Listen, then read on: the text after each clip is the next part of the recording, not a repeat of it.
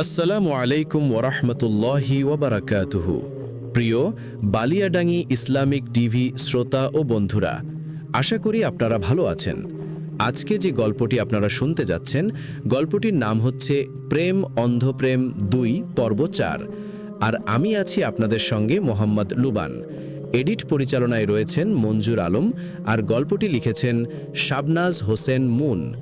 গল্পটি যদি আপনাদের ভালো লেগে থাকে, লাইক কমেন্ট করে চ্যানেলটি সাবস্ক্রাইব করতে ভুলবেন না। তো চলুন বেশি দেরি না করে গল্পে যাওয়া যাক। শীতল প্রাণপণে নিজেকে তরল জাতীয় জিনিসটার থেকে নিজেকে মুক্ত করতে লড়াই করে যাচ্ছে। লড়াইয়ের এক পর্যায়ে সে জমিনে পড়ে গেল। এক মুহূর্তের জন্য শীতলের চোখ বন্ধ হয়ে গেল। চোখ মেলতেই সে নিজের সম্মুখে গলিত মাংসপিণ্ডের মতো কিছু একটা দেখতে পেল। ভয়ঙ্কর নৃশংস জিনিসটা দেখে তার চোখ আবারও বন্ধ হয়ে গেল। পরিচিত একটা কণ্ঠস্বর ভেসে এলো। শীতল চোখ মেলে পুনরায় তাকিয়ে দেখল মাংসপিণ্ডটা ধীরে ধীরে মানব আকৃতির রূপ নিচ্ছে। এক পর্যায়ে সুপুরুষ যুবার রূপ নিল। সুপুরুষ যুবাটা রাজা সলিল। রাজা সলিল, সুন্দরী শাহজাদি, ঠিক চিনেছ আমাকে। এসবের মানে কি? ভালোবাসা। শীতল তীব্র দৃষ্টি নিক্ষেপ করল সলিলের উপর। এভাবে তাকিও না সুন্দরী, আমি ঘায়েল হয়ে যাব, যেভাবে প্রাসাদে প্রবেশ করার পর তোমাকে প্রথম দেখে ঘায়েল হয়েছিলাম।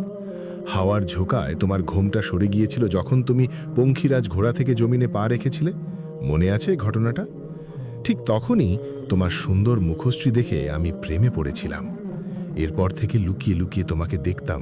ফুলসজ্জায় তোমার কাছে আসতে চেয়েছিলাম, কিন্তু আমার প্রিয় ভাইজানের জন্য তা হলো না।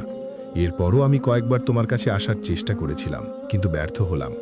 প্রিয় ভাইজান যখন তখন তোমাকে স্পর্শ করত, এটা আমি মেনে নিতে পারছিলাম না।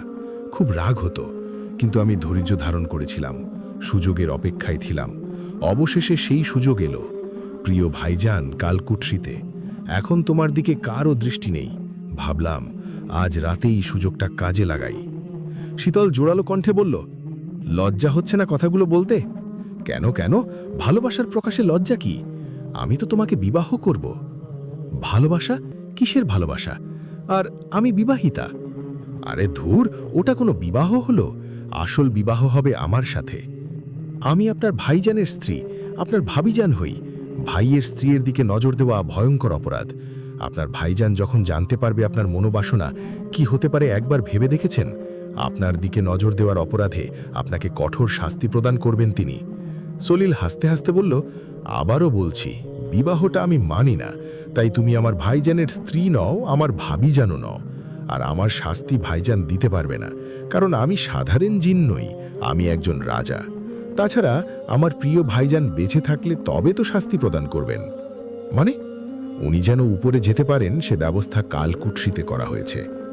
উনি আপনার ভাইজান? হ্যাঁ, কিন্তু আমি তাকে ঘৃণা করি। সে বাদশার সিংহাসনে যেদিন বসেছে সেদিন থেকে আমি রাজা আর সে বাদশা, এটা মেনে নিতে কষ্ট হতো।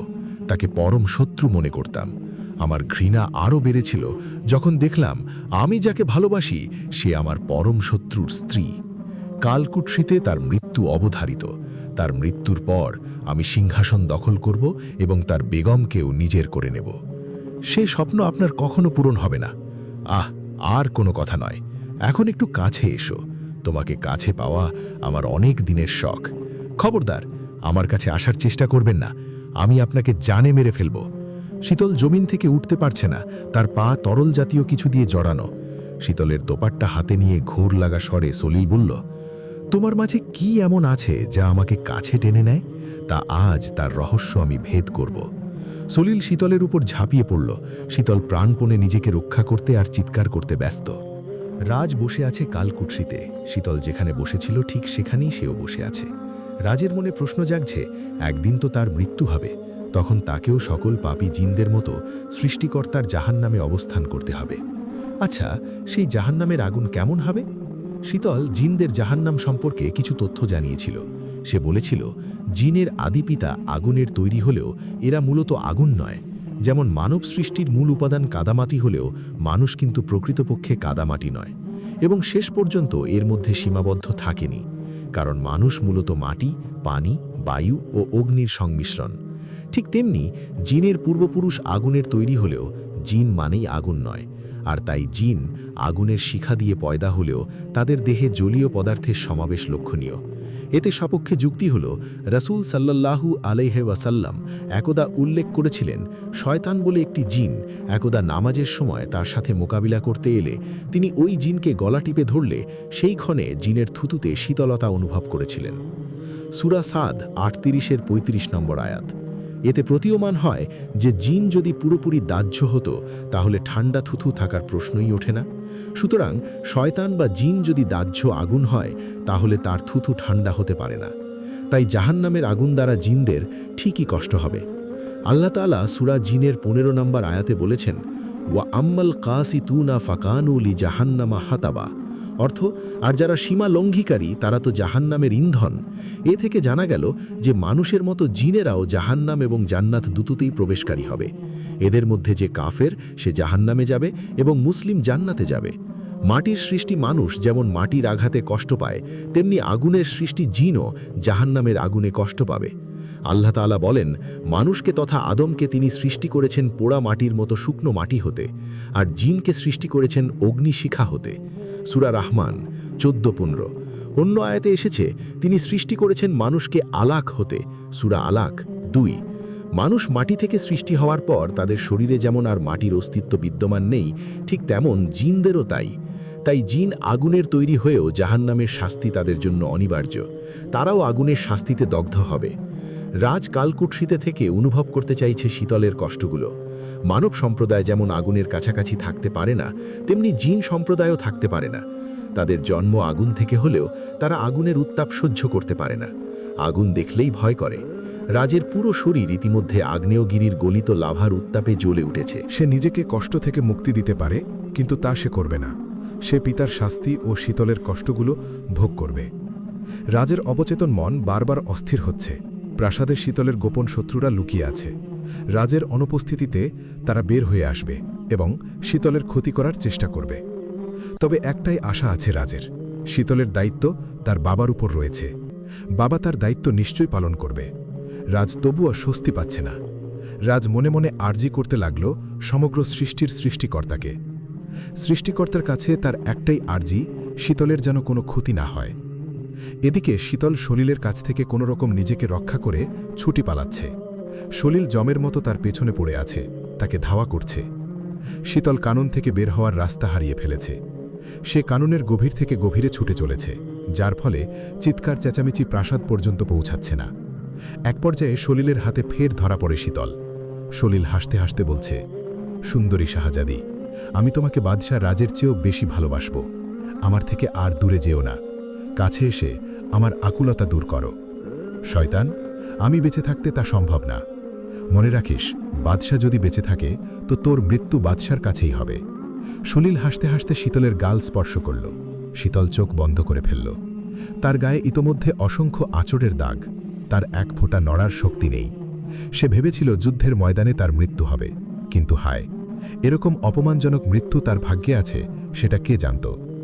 রাজ নিজের শরীরে আগুনের উত্তাপ অনুভব করছে। চামড়া ভেদ করে যেন শরীরে প্রবেশ করছে আগুনের উত্তাপ। আগ্নেয়গিরির লাভার আওয়াজ ভেসে আসছে জোরালোভাবে। এতক্ষণ এতটা তীব্র ছিল না আগ্নেয়গিরির অগ্নিলাভার আওয়াজ।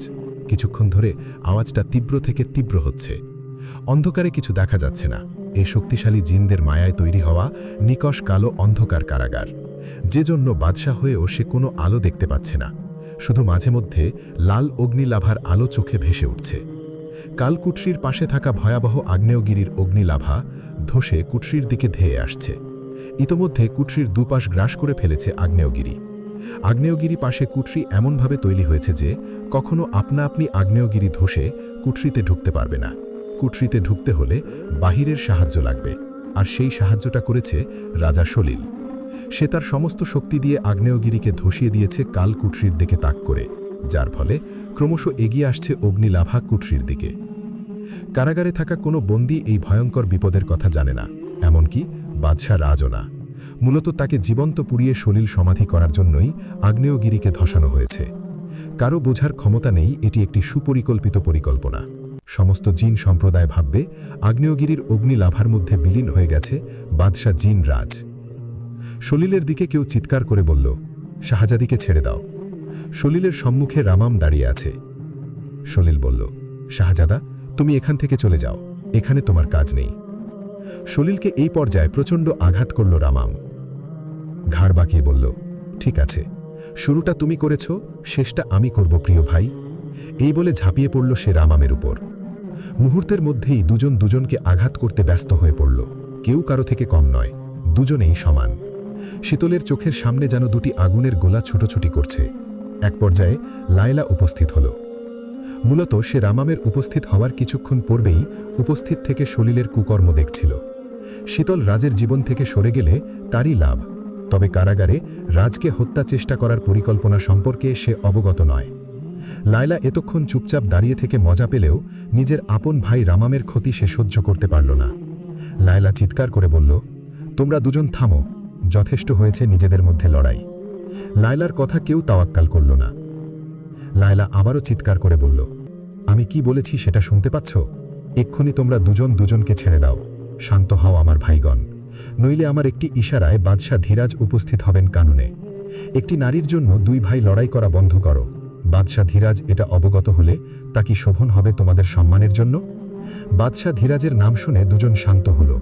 লায়লা বলল, আজকের এই ঘটনা যেন এখানেই শেষ হয়। আমরা চারজন ছাড়া অন্য কেউ যেন এই ঘটনা না জানে। রামাম বলল, কিন্তু রাজা সলিল ভয়ঙ্কর অপরাধ করেছে। লায়লা তাকে থামিয়ে শীতলের দিকে তাকিয়ে বলল, এই ঘটনা জানলে আমার বংশের ক্ষতি হবে। তুমি কি চাও তোমার কারণে ভাইয়েদের মধ্যে লড়াই হোক, একটি বংশের ক্ষতি হোক তোমার দ্বারা? সেটা কি তুমি চাও? শীতল ক্লান্ত স্বরে প্রথমে বলল, না।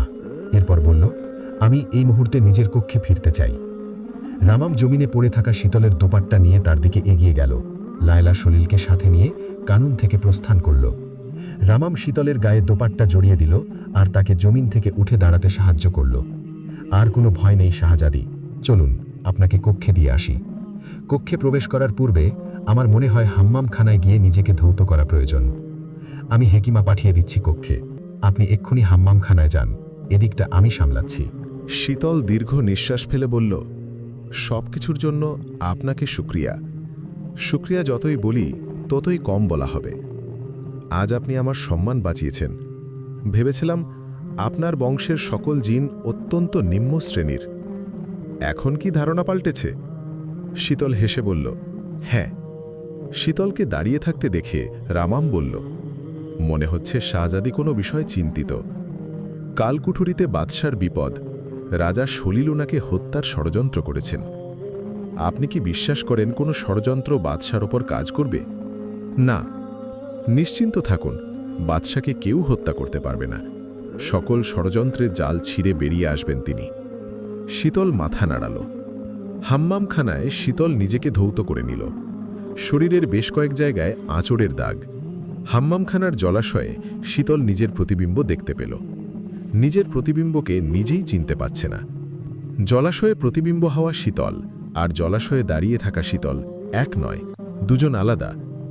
প্রতিবিম্ব শীতল হল ইয়েমেনের সাহসী শাহজাদি শেহেরজান ওরফে শীতল, আর জলাশয়ে দাঁড়িয়ে থাকা শীতল হল ষড়যন্ত্রের জালে আটকে থাকা এক বেগম। প্রাসাদে পা দেওয়ার সাথে সাথে ষড়যন্ত্রের জালে প্রতিনিয়ত যে বেগমকে ফাঁদে ফেলার ষড়যন্ত্র চলছে, সে সেই বেগম। মুক্তি নেই এমন জীবন থেকে, এই প্রাসাদ থেকে এবং প্রতিনিয়ত তার দিকে ছুটে আসা ষড়যন্ত্র থেকে। মৃত্যু পর্যন্ত ষড়যন্ত্র অব্যাহত থাকবে। রাজ গভীর ঘুমে আচ্ছন্ন। কয়েদিরা সব ছোটাছুটি করছে আগুনের ভয়ে। আগ্নেয়গিরির অগ্নিলাভা গ্রাস করে ফেলেছে কালকুঠুরি। রাজ ঘুমন্ত অবস্থায় শরীরে প্রচণ্ড উত্তাপ টের পাচ্ছে, কিন্তু চোখ মেলতে পারছে না গভীর ঘুমে আচ্ছন্ন থাকায়। অগ্নিলাভা রাজের কক্ষেও ছুটে এসেছে। রাজ ঘুমের মধ্যে হঠাৎ শীতলতা অনুভব করল। তার মাথায় কেউ হাত বুলিয়ে দিচ্ছে, তাকে কেউ নাম ধরে ডাকছে জাগ্রত হওয়ার জন্য। মিরাজ, মিরাজ, মিরাজ। রাজের আসল নাম ধরে কেউ তাকে ডাকে না, নিজের নাম নিজেই ভুলতে বসেছে সে। মিরাজ নাম শুনে তার ঘুম ভেঙে গেল। বিশাল বড় একটি ছায়া ছুটে চলেছে, ছায়াটা নারীর সম্ভবত। রাজ তার পেছনে ছুটে চলল মন্ত্রমুগ্ধের মতো। বিশাল এক প্রান্তরে এসে রাজ দাঁড়াল। নারী ছায়াটি সমুদ্রের দিকে ছুটতে ছুটতে সমুদ্রে মিলিয়ে গেল। কয়েদিদের চিৎকারে রাজের হুঁশ ফিরল। পুরো কালকুঠুরি আগ্নেয়গিরির গর্ভে চলে যাচ্ছে। রাজ সমুদ্রের দিকে তাকিয়ে রইল। আগ্নেয়গিরি যেভাবে কুঠুরির দিকে মুখ করে ধসে কুঠুরিকে গ্রাস করছে, ঠিক সেভাবে সমুদ্রের পানিকে কুঠুরির দিকে ধাবিত করতে হবে, যেন আগ্নেয়গিরিকে সমুদ্রের পানি গ্রাস করতে পারে। প্রাচীন কাল কুঠুরি এবং সেখানে বন্দী থাকা কোটি কোটি জিন মানবকে সমুদ্রের পানি বাঁচাতে পারে। সেজন্য অতি দ্রুত তাকে সমুদ্রের তীর ঘেঁষে খাল খনন করতে হবে। খালের মাধ্যমে সমুদ্রের পানি কুঠুরি এবং নগরীর দিকে প্রবাহ হবে। কোহখাফ নগরী আগ্নেয়গিরির গলিত লাভায় ভরে উঠেছে। নগরীও এখন ঝুঁকিতে, তা রাজা সলিলের অজানা। জিন সম্প্রদায় ভয়ে আদমরা হয়ে আছে। প্রাসাদের সকলে ভিড় করেছে কালকুঠুরির সামনে। লায়লা চিৎকার করে কাঁদছে। তার বাবা ধীরেন এবং ভাই রামাম তাকে সান্ত্বনা দিচ্ছে। বাদশাহ ধীরাজের মনও আতঙ্কিত। তার জেদের জন্য একমাত্র ছেলে আজ মরতে বসেছে। আগ্নেয়গিরির ধস নিয়ন্ত্রণে আনার চেষ্টা করছে কোটি কোটি জিন, কিন্তু যতটা সময় প্রয়োজন ততটা সময় তাদের হাতে নেই। যে কোনো মুহূর্তে কালকুঠুরি আগ্নেয়গিরির গর্ভে চলে যাবে। সলিল অত্যন্ত খুশি। আজ তার পরম শত্রুর মৃত্যু হবে। তার কাছে সবচেয়ে মজার বিষয় হল, ইহকালেও রাজ আগুনে জ্বলে মরবে, আর পরকালেও জাহান্নামের আগুনে সে অনন্তকাল ধরে জ্বলে মরবে বারবার। বংশে সে ছাড়া কোনো যোগ্য জিন নেই। কাল থেকে সে হবে সমস্ত জিনদের বাদশা। সেই সাথে প্রাক্তন বাদশা জিন রাজের বিধবা স্ত্রীকেও সে বিবাহ করে নিজের করে নেবে। জিনদের বিধবা স্ত্রীকে অন্য জিনের বিবাহ করার উদাহরণ বহু রয়েছে। হবু বাদশাহ সলিল নিজের ষড়যন্ত্রে নিজেই মুগ্ধ হল এবং নিজেই নিজের তারিফ করল। সলিলের চোখ শীতলকে খুঁজছে। তাকে অনেকক্ষণ ধরে দেখা যাচ্ছে না। শীতল কালকুঠুরিতে রাজকে খুঁজছে। কালকুঠুরির দগ্ধ হওয়ার সংবাদ শুনে সে তৎক্ষণাৎ ছুটে এসেছে নিজের জীবনের মায়া না করে। রাজকে যেখানে পাওয়ার কথা সেখানে সে তাকে পাওয়া গেল না। বিশাল এই কারাগারে তাকে কোথায় খুঁজবে তা সে জানে না। কারাগার ইতোমধ্যে আগ্নেয়গিরির গলিত লাভায় ভরে উঠেছে। চারদিক লাল দেখাচ্ছে, স্পষ্ট কিছু দেখা যাচ্ছে না। রাজের সাথে সাথে তার মৃত্যুও বুঝি এখানেই অবধারিত। পবিত্র কোরআন শতাব্দীর শতাব্দী জীবন ও জগৎ সম্পর্কে কোটি কোটি মানুষের অন্তর্দৃষ্টি খুলে দিয়েছে, বদলে দিয়েছে ভেতর থেকে, খুলে দিয়েছে তাদের সম্ভাবনার দ্বার, দিয়েছে প্রশান্ত ও পরিতৃপ্ত জীবন। এই জীবনের সঙ্গে যে মৃত্যুও জড়িত তাও উল্লেখ করেছেন। আল্লাহই তোমাদের জীবন দান করেছেন, তিনিই তোমাদের মৃত্যু ঘটাবেন, আবারও তিনি তোমাদেরকে পুনরুত্থিত করবেন, তারপরেও মানুষ অতি অকৃতজ্ঞ। সূরা হজ আয়াত ৬৬। নিশ্চয়ই কখন কিয়ামত হবে তা শুধু আল্লাহই জানেন। তিনি মেঘ থেকে বৃষ্টি বর্ষণ করেন। তিনি জানেন জরায়ুতে কি আছে, অথচ কেউই জানে না আগামীকাল তার জন্য কি অপেক্ষা করছে, এবং কেউই জানে না কোথায় তার মৃত্যু হবে। শুধু আল্লাহই সর্বজ্ঞ, সব বিষয়ে অবহিত। সূরা লুকমান আয়াত ৩৪। মৃত্যু অবধারিত। নিশ্চয়ই মৃত্যুর নির্ধারিত সময়। আল্লাহর অনুমতি ছাড়া কারও মৃত্যু হতে পারে না।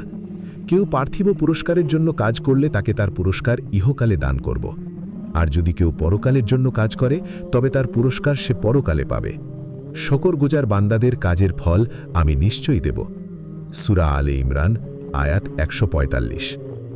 সত্যের পথে তোমরা স্বাভাবিক মৃত্যুবরণ করো বা নিহত হও, তোমরা আল্লাহর কাছেই সমবেত হবে। সূরা আলে ইমরান আয়াত ১৫৮। প্রতিটি প্রাণকেই মৃত্যুর স্বাদ নিতে হবে। মহাবিচার দিবসে তোমাদের সবাইকে কর্মফল পুরোপুরি দেওয়া হবে। সফল মানুষ হবে সে যাকে লেলিহান আগুন থেকে দূরে রাখা হবে এবং জান্নাতে দাখিল করা হবে। আর শুধু পার্থিব জীবন তো এক মরিচিকাপূর্ণ ভোগ বিভ্রম ছাড়া কিছুই নয়। সূরা আলে ইমরান আয়াত ১৮৫। মৃত্যু যখন অবধারিত তখন দুশ্চিন্তা করে লাভ নেই। তাই শীতল নিজের মনকে মৃত্যুর জন্য প্রস্তুত করল। শীতলের গায়ে হঠাৎ ঠান্ডা হাওয়ার ঝোঁকা এসে পড়ল। রাজ পেছন থেকে তাকে ডেকে উঠল। বেগম, তুমি এখানে কি মনে করে? আসলে আমি, বলো শুনছি। এমনই দেখতে এসেছি। রাজ হাসল শীতলের বোকামি উত্তর শুনে। শীতলের নিজেকে মহা গর্ধব বলে মনে হচ্ছে। সত্যি বললে কি এমন হতো? বরং মিথ্যে বলেই সে বিব্রত বোধ করছে। রাজের কাছে হাসি পাত্র হয়েছে। যে কোনো মুহূর্তে আগ্নেয়গিরির গর্ভে চলে যাবে কালকুঠুরি, আর এই মুহূর্তে কেউ কুঠুরি দেখতে আসতে পারে, তা সত্যি হাস্যকর। যত হাসার হেসে নিন, দয়া করে এখান থেকে বের হওয়ার রাস্তা বের করুন।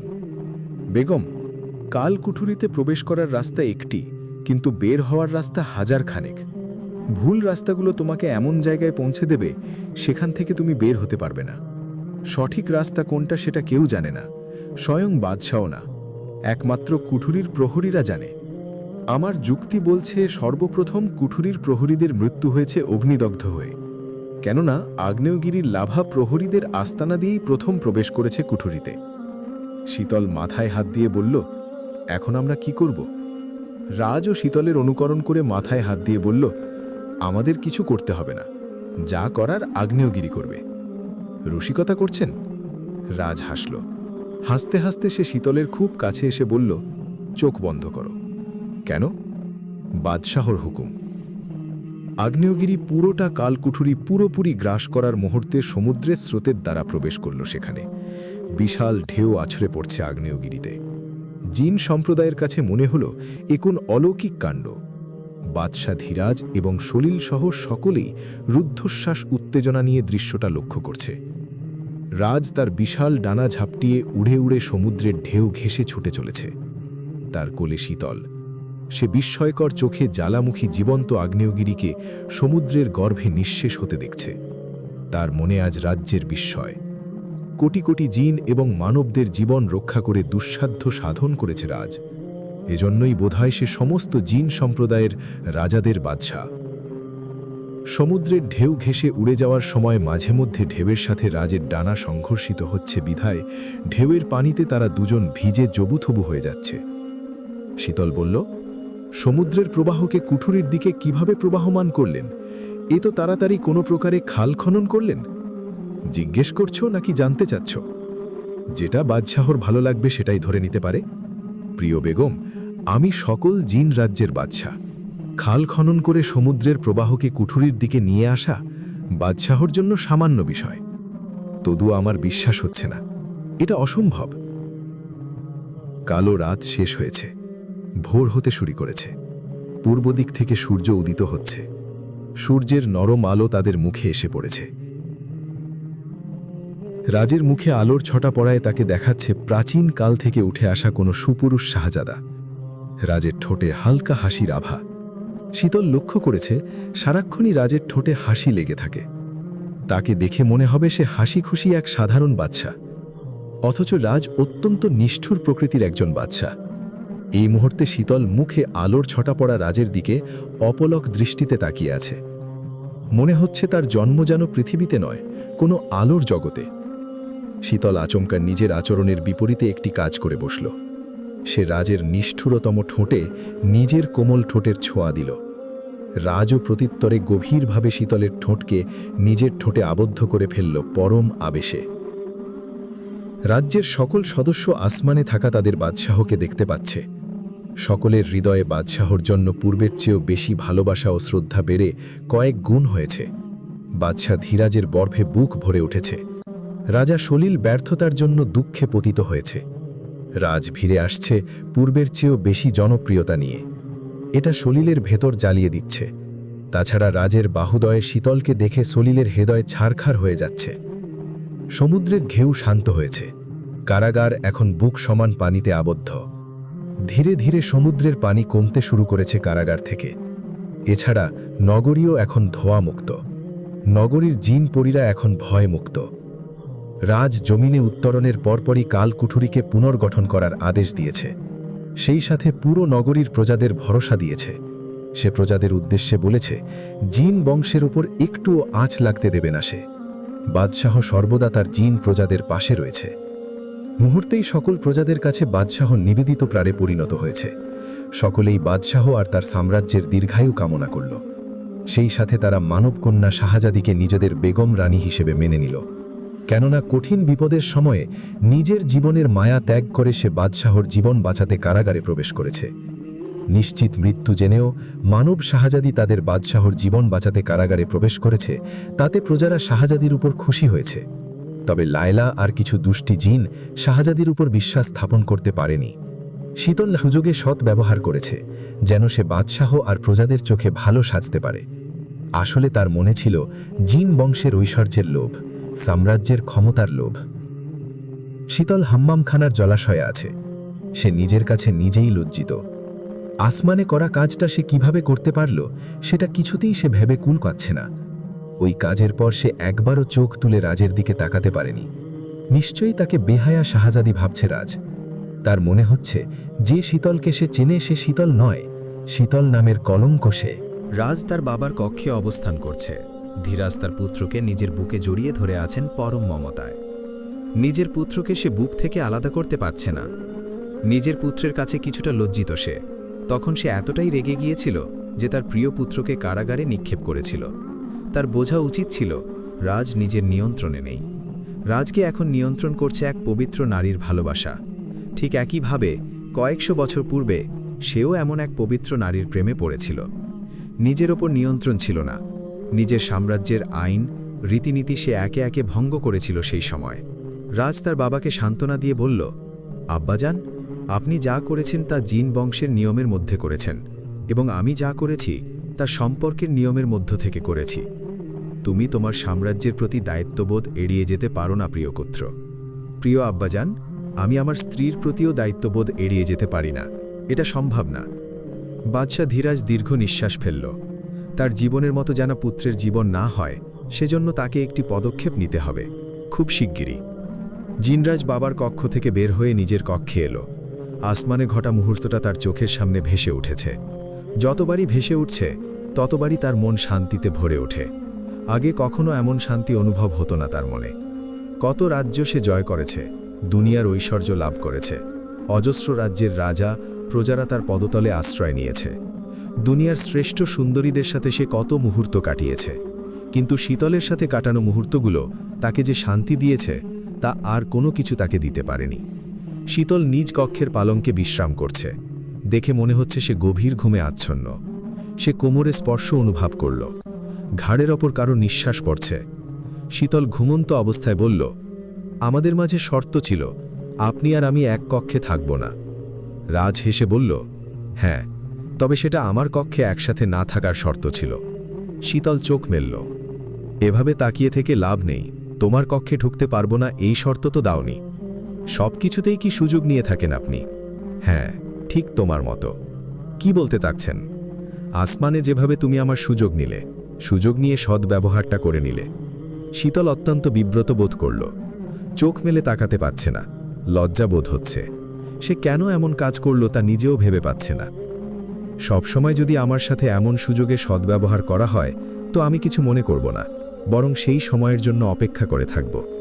শীতল বলল, দেখুন, মনে হয় তখন আমার স্মৃতিশক্তি লোপ পেয়েছিল। আমি অসুস্থ হয়ে পড়েছিলাম।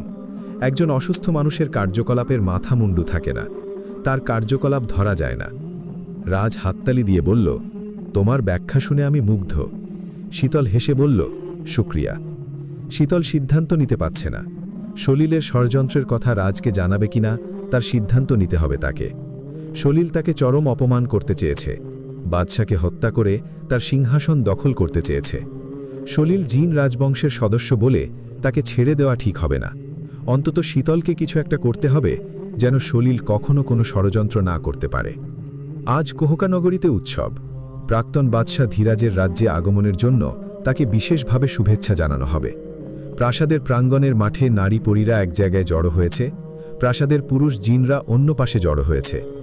বাদশাহ ধীরাজের পাশে রাজ, শীতল, ধীরেম, লায়লা, রামাম, সলিল উপস্থিত আছে। চারদিকের পরিবেশ থমথমে। শীতল বলল, এখানে ঠিক কি হচ্ছে? লায়লা বলল, শাহজাদি, চুপচাপ উৎসব উদযাপন করো, প্রশ্ন না করে। প্রশ্ন করা মানে বাদশাদের অপমান। রামাম বলল, প্রিয় শাহজাদিগণ, তোমরা নিজেদের মধ্যে কথা বলা বন্ধ করো। বাদশাদের কানে গেলে ব্যাপারটা শোভন হবে না। প্রাসাদ প্রাঙ্গণের মাঠে শেকলে বাঁধা কিছু মানুষ নিয়ে আসা হলো, যাদের শীতল বাদশাহ ধীরাজের প্রাসাদে প্রবেশকালে দেখেছিল।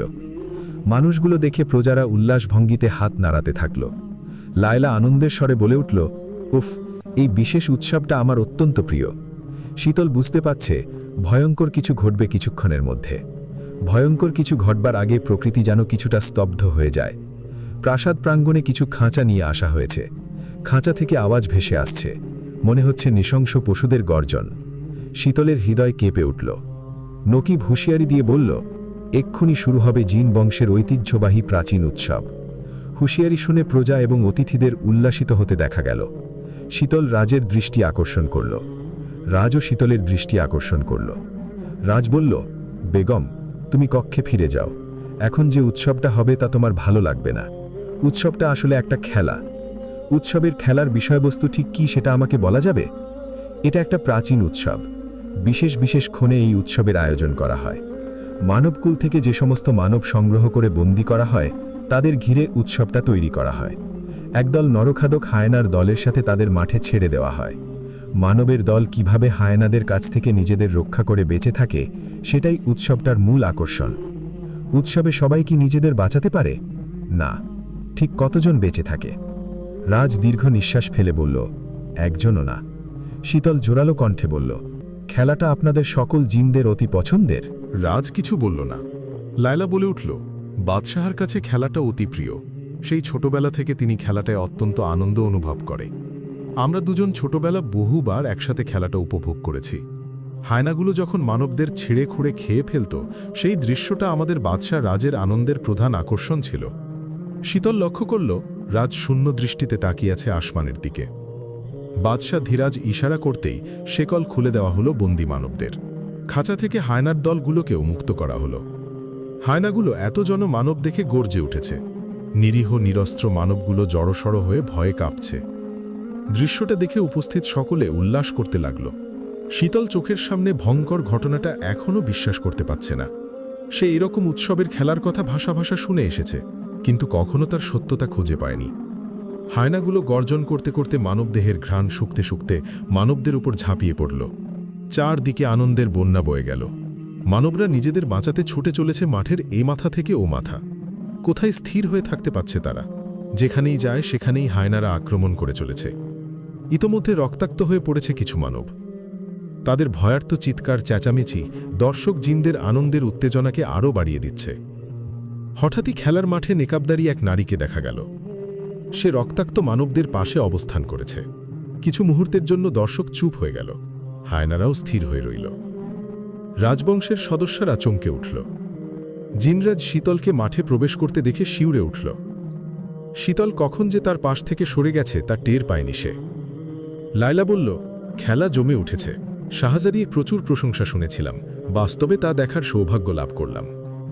বাদশাহ ধীরাজ হুঙ্কার দিয়ে বলল, বোকামির সীমা আছে। আফসোস, বোকা মানবকন্যা সে সীমা পার করে ফেলেছে। ভাইয়ের কথার তালেতাল মিলিয়ে রাজা ধীরেন বলল, মানব সম্প্রদায় সবসময় খাল কেটে কুমির আনতে পছন্দ করে। বোকা শাহজাদি নিজের বিপদ নিজে টেনে এনেছে। কিছুক্ষণের মধ্যে আবারও শুরু হলো খেলা। সলিল শীতলকে সাহায্য করার জন্য মাঠে রওনা হতেই রাজ তাকে বাধা দিল। এতে সলিল বেশ রেগে গেল। রামামকেও রাজ থামিয়ে দিল। শীতলের ওপর রাজের ভরসা আছে। শীতলের সামর্থ্য নিঃসন্দেহে যে কোনো শক্তিশালী বীরের মতো। নিরস্ত্র শীতল মাথা থেকে কাটা নামানো 4টি কেশবন্ধনী বের করল। দুহাতে 2টি করে কেশবন্ধনী কাটা নিয়ে সেগুলোকে ধারালো অস্ত্র বানাল।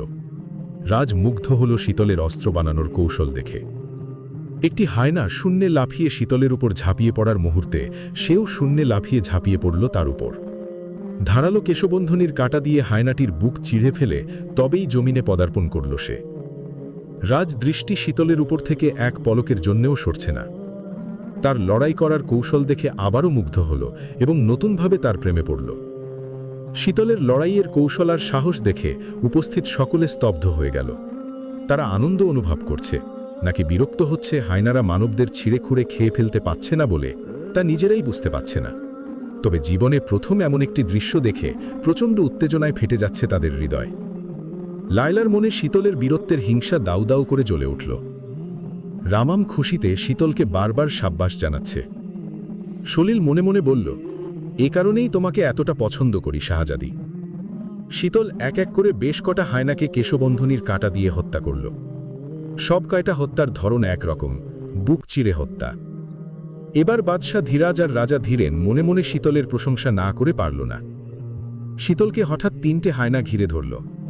লায়লা বলে উঠল, এবার মজা হবে। শীতল 2টি হায়নাকে ঘায়েল করছিল, পেছন থেকে একটি হায়না তাকে আক্রমণ করে বসল।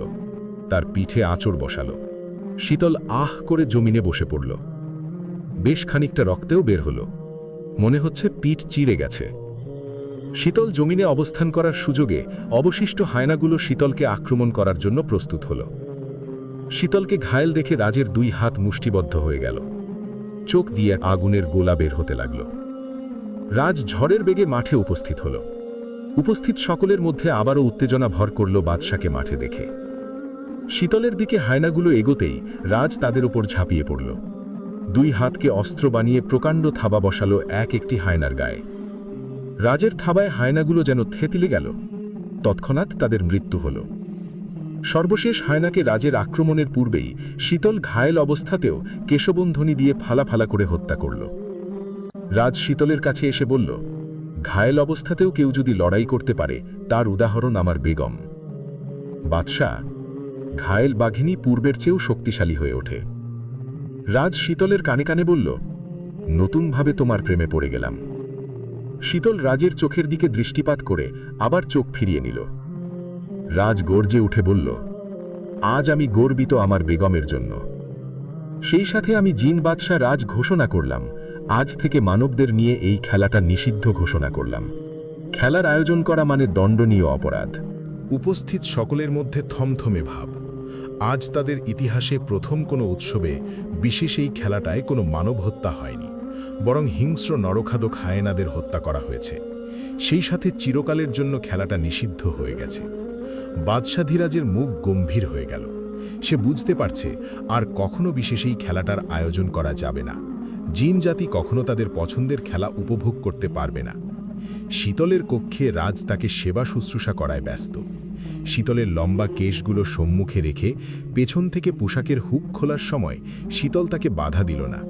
রাজ তাতে হেসে বলল, যদি সুযোগে সদ্ব্যবহার করি, করে দেখুন, জানে মেরে ফেলব।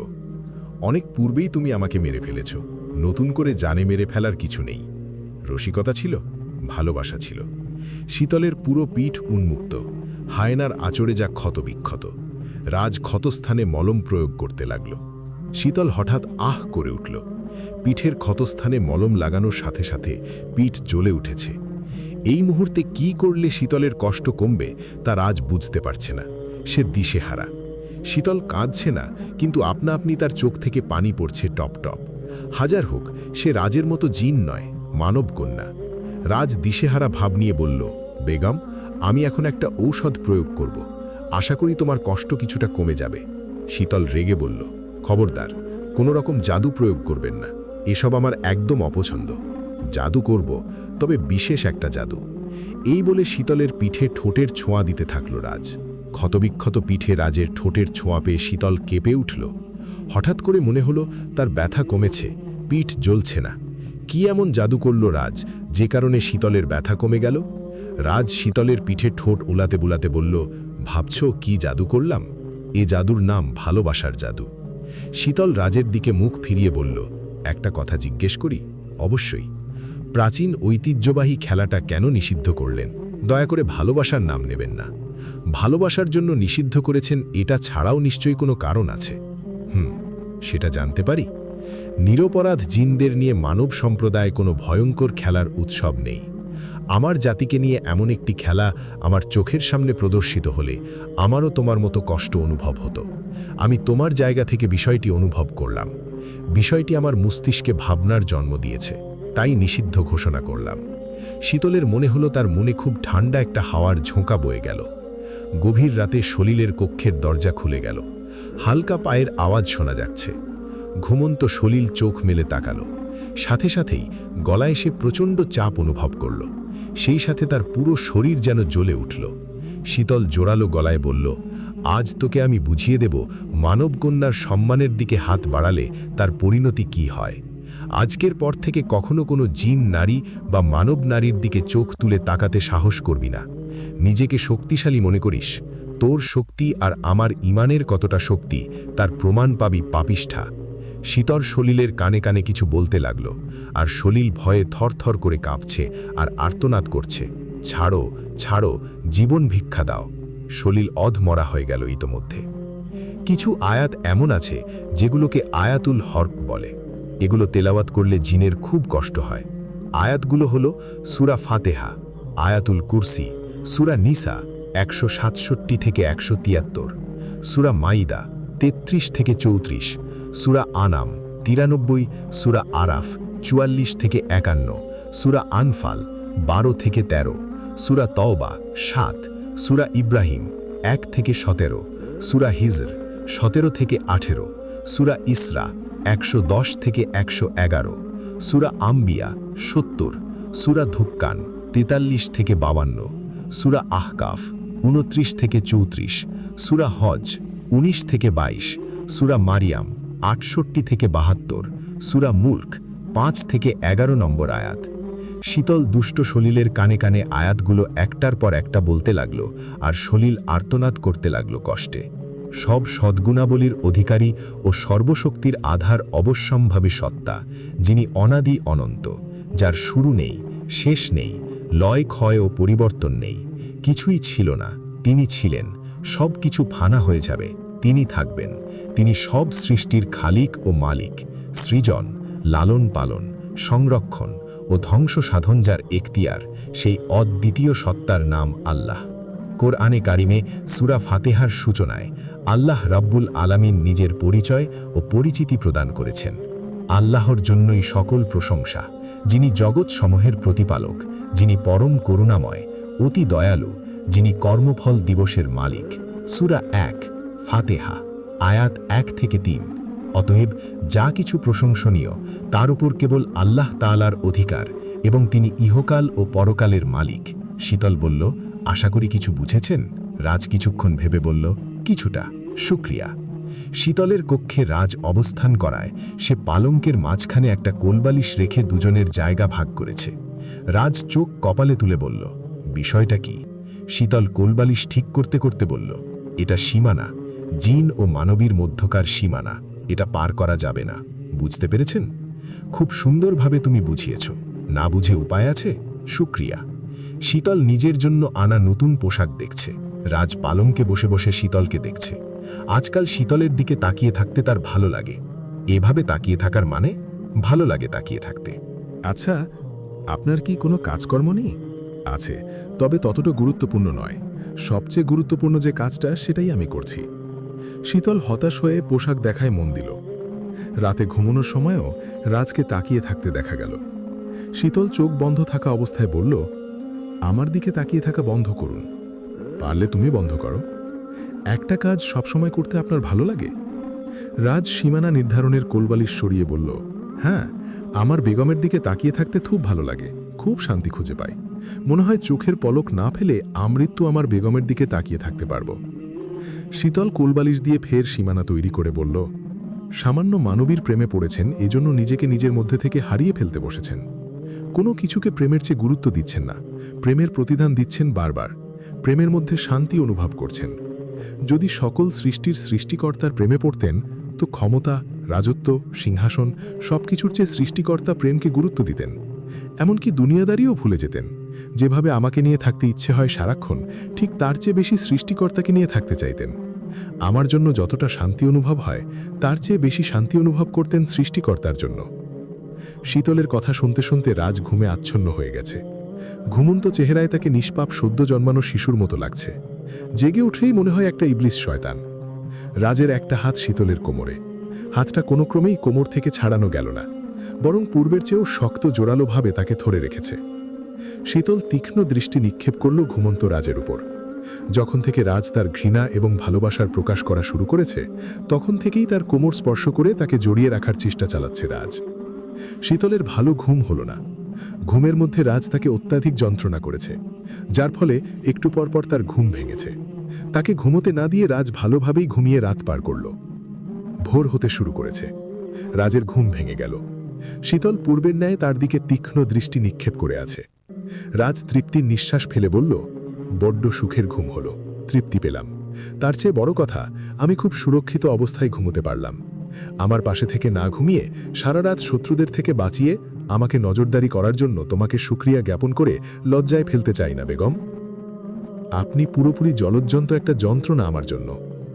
রাজ হেসে এক হাত শীতলের কোমল কোমরে স্পর্শ করে অন্য হাতে তার নরম গাল স্পর্শ করে নরম স্বরে বলল, জিনরাজের ঘৃণার অত্যাচার আর ভালোবাসার অত্যাচারের ফলাফল এক, দুটোই বড্ড বেশি যন্ত্রণার প্রিয় বেগম। প্রভাতের ভোজনের আয়োজন করা হয়েছে বাদশাহ ধীরাজের বারান্দায়। রাজবংশের সকলেই উপস্থিত, শুধু সলিলকে দেখা যাচ্ছে না। প্রভাতের ভোজের বিস্তর আয়োজন। ভোজের বিশেষ বড় একটা অংশ জুড়ে অসংখ্য রং বেরঙের ফল রয়েছে, যার বেশিরভাগ নাম শীতলের অজানা। ফলগুলোর সুঘ্রাণ মোহিত করছে চারপাশ। নিয়ম অনুযায়ী প্রাক্তন বাদশাহের সাথে বর্তমান বাদশাহ একসাথে বসবে, কিন্তু রাজ নিয়ম ভঙ্গ করে শীতলের পাশে বসেছে এবং খুনসুটি করছে। রাজ বরাবরের মতোই শীতলের কোমর স্পর্শ করে রয়েছে। সকলে উপস্থিত বিধায় সে পেছন হাত নিয়ে স্পর্শ করে আছে। শীতলও পেছন হাত নিয়ে বারবার কোমর থেকে রাজের হাত অপসারণ করতে ব্যস্ত। এছাড়া রাতে ঘুমোতে না পারার জন্য তার চোখ ঘুমে ঢুলঢুল করছে। চোখ লেগে যাচ্ছে ঘুমে বারবার। যখনই তার চোখ লেগে যায় তখনই রাজ কোমরে প্রকাণ্ড সব চিমটি কাটে। লায়লা এসব দেখে মনে মনে খুব কষ্ট পাচ্ছে। সে রাজের বাগদত্তা স্ত্রী, মাঝখান থেকে মানব কন্যা এসে জুটেছে। চোখের সামনে তাদের মাখামাখি সহ্য করা যায় না। রাজা ধীরেন ও শাহনাজাদার আমাম লায়লাকে শান্ত করার চেষ্টা করছে। রাজ শীতলকে নিয়ে ব্যস্ত। অচেনা দুর্লভ ফলগুলোর সাথে শীতলকে সে পরিচয় করিয়ে দিচ্ছে। এরপর নিজ হাতে শীতলকে সেসব ফল খাওয়াচ্ছে। রাজ অনর্গল ফলের গল্প করে যাচ্ছে, আর ঘুমের ঘরে থাকা শীতল শুধু খেয়ে যাচ্ছে। এ পর্যায়ে লায়লা বেয়াদবি করে ফেলল, একটি ফলের ডালা ছুঁড়ে মারল। সবাই লায়লার দিকে তাকিয়ে আছে। বাদশাহ ধীরাজ কিছুটা রেগে গেল শাহজাদির এমন বেয়াদবি দেখে। ধীরেন নিজ কন্যার হয়ে বাদশাহদের কাছে ক্ষমা প্রার্থনা করল। রাজ লায়লাকে উদ্দেশ্য করে বলল, কি হয়েছে লায়লা, তোমাকে সুস্থ দেখাচ্ছে না। লায়লা নিজেকে সংযত করে বলল, রাজা সলিলকে কোথাও খুঁজে পাওয়া যাচ্ছে না। ভাইজানের দিকে কারো লক্ষ্য নেই, চিন্তাভাবনা নেই, এজন্য আমার মন বিক্ষিপ্ত। কথাটা ভুল শাহজাদি। সলিল রাজবংশের সদস্য, আমার ভাই। তার জন্য আমাদের সবারই চিন্তাভাবনা আছে। সলিল বরাবরই ছন্ন ছাড়া, লাগাম ছাড়া। হঠাৎ হঠাৎ ডুব দেয়। কোথায় ডুব দেয় তা সম্পর্কে কাউকে অবগত করে না। প্রত্যেকের নিজ নিজ ব্যক্তি স্বাধীনতা থাকে। তার জীবন পদ্ধতিতে আমরা কেউ হস্তক্ষেপ করতে পারি না। লায়লা শীতলের দিকে তাকালো। শীতল বিস্ময় নিয়ে ফলের বাহার দেখায় ব্যস্ত। সলিল প্রসঙ্গ তাকে স্পর্শ করতে পারল না, যেন সলিলকে সে চেনে না, কোনোদিন দেখেনি। বাদশাহ ধীরাজ প্রিয় পুত্রকে সিংহাসনে দেখে প্রশান্তি অনুভব করল। তার চোখ ছলছল। সিংহাসন ত্যাগ করে সে যে কষ্ট পেয়েছিল, পুত্রকে সিংহাসনে দেখে সব কষ্ট চলে গেছে। বাদশাহের সম্মুখে সিংহাসনে আরোহণ করতেন রাজের আপত্তি ছিল। ধীরাজ দরাজ গলায় বলেছে, ধীরাজ একসময়ের বাদশাহ নাম ছিল, বর্তমান বাদশাহ নাম রাজ। সকল জিনদের রাজা ধীরাজ বাদশাহ রাজ। একমাত্র বাদশাহ তার সিংহাসনে আরোহণ করবেন, অন্য কেউ নেই। এটাই চিরাচরিত নিয়ম।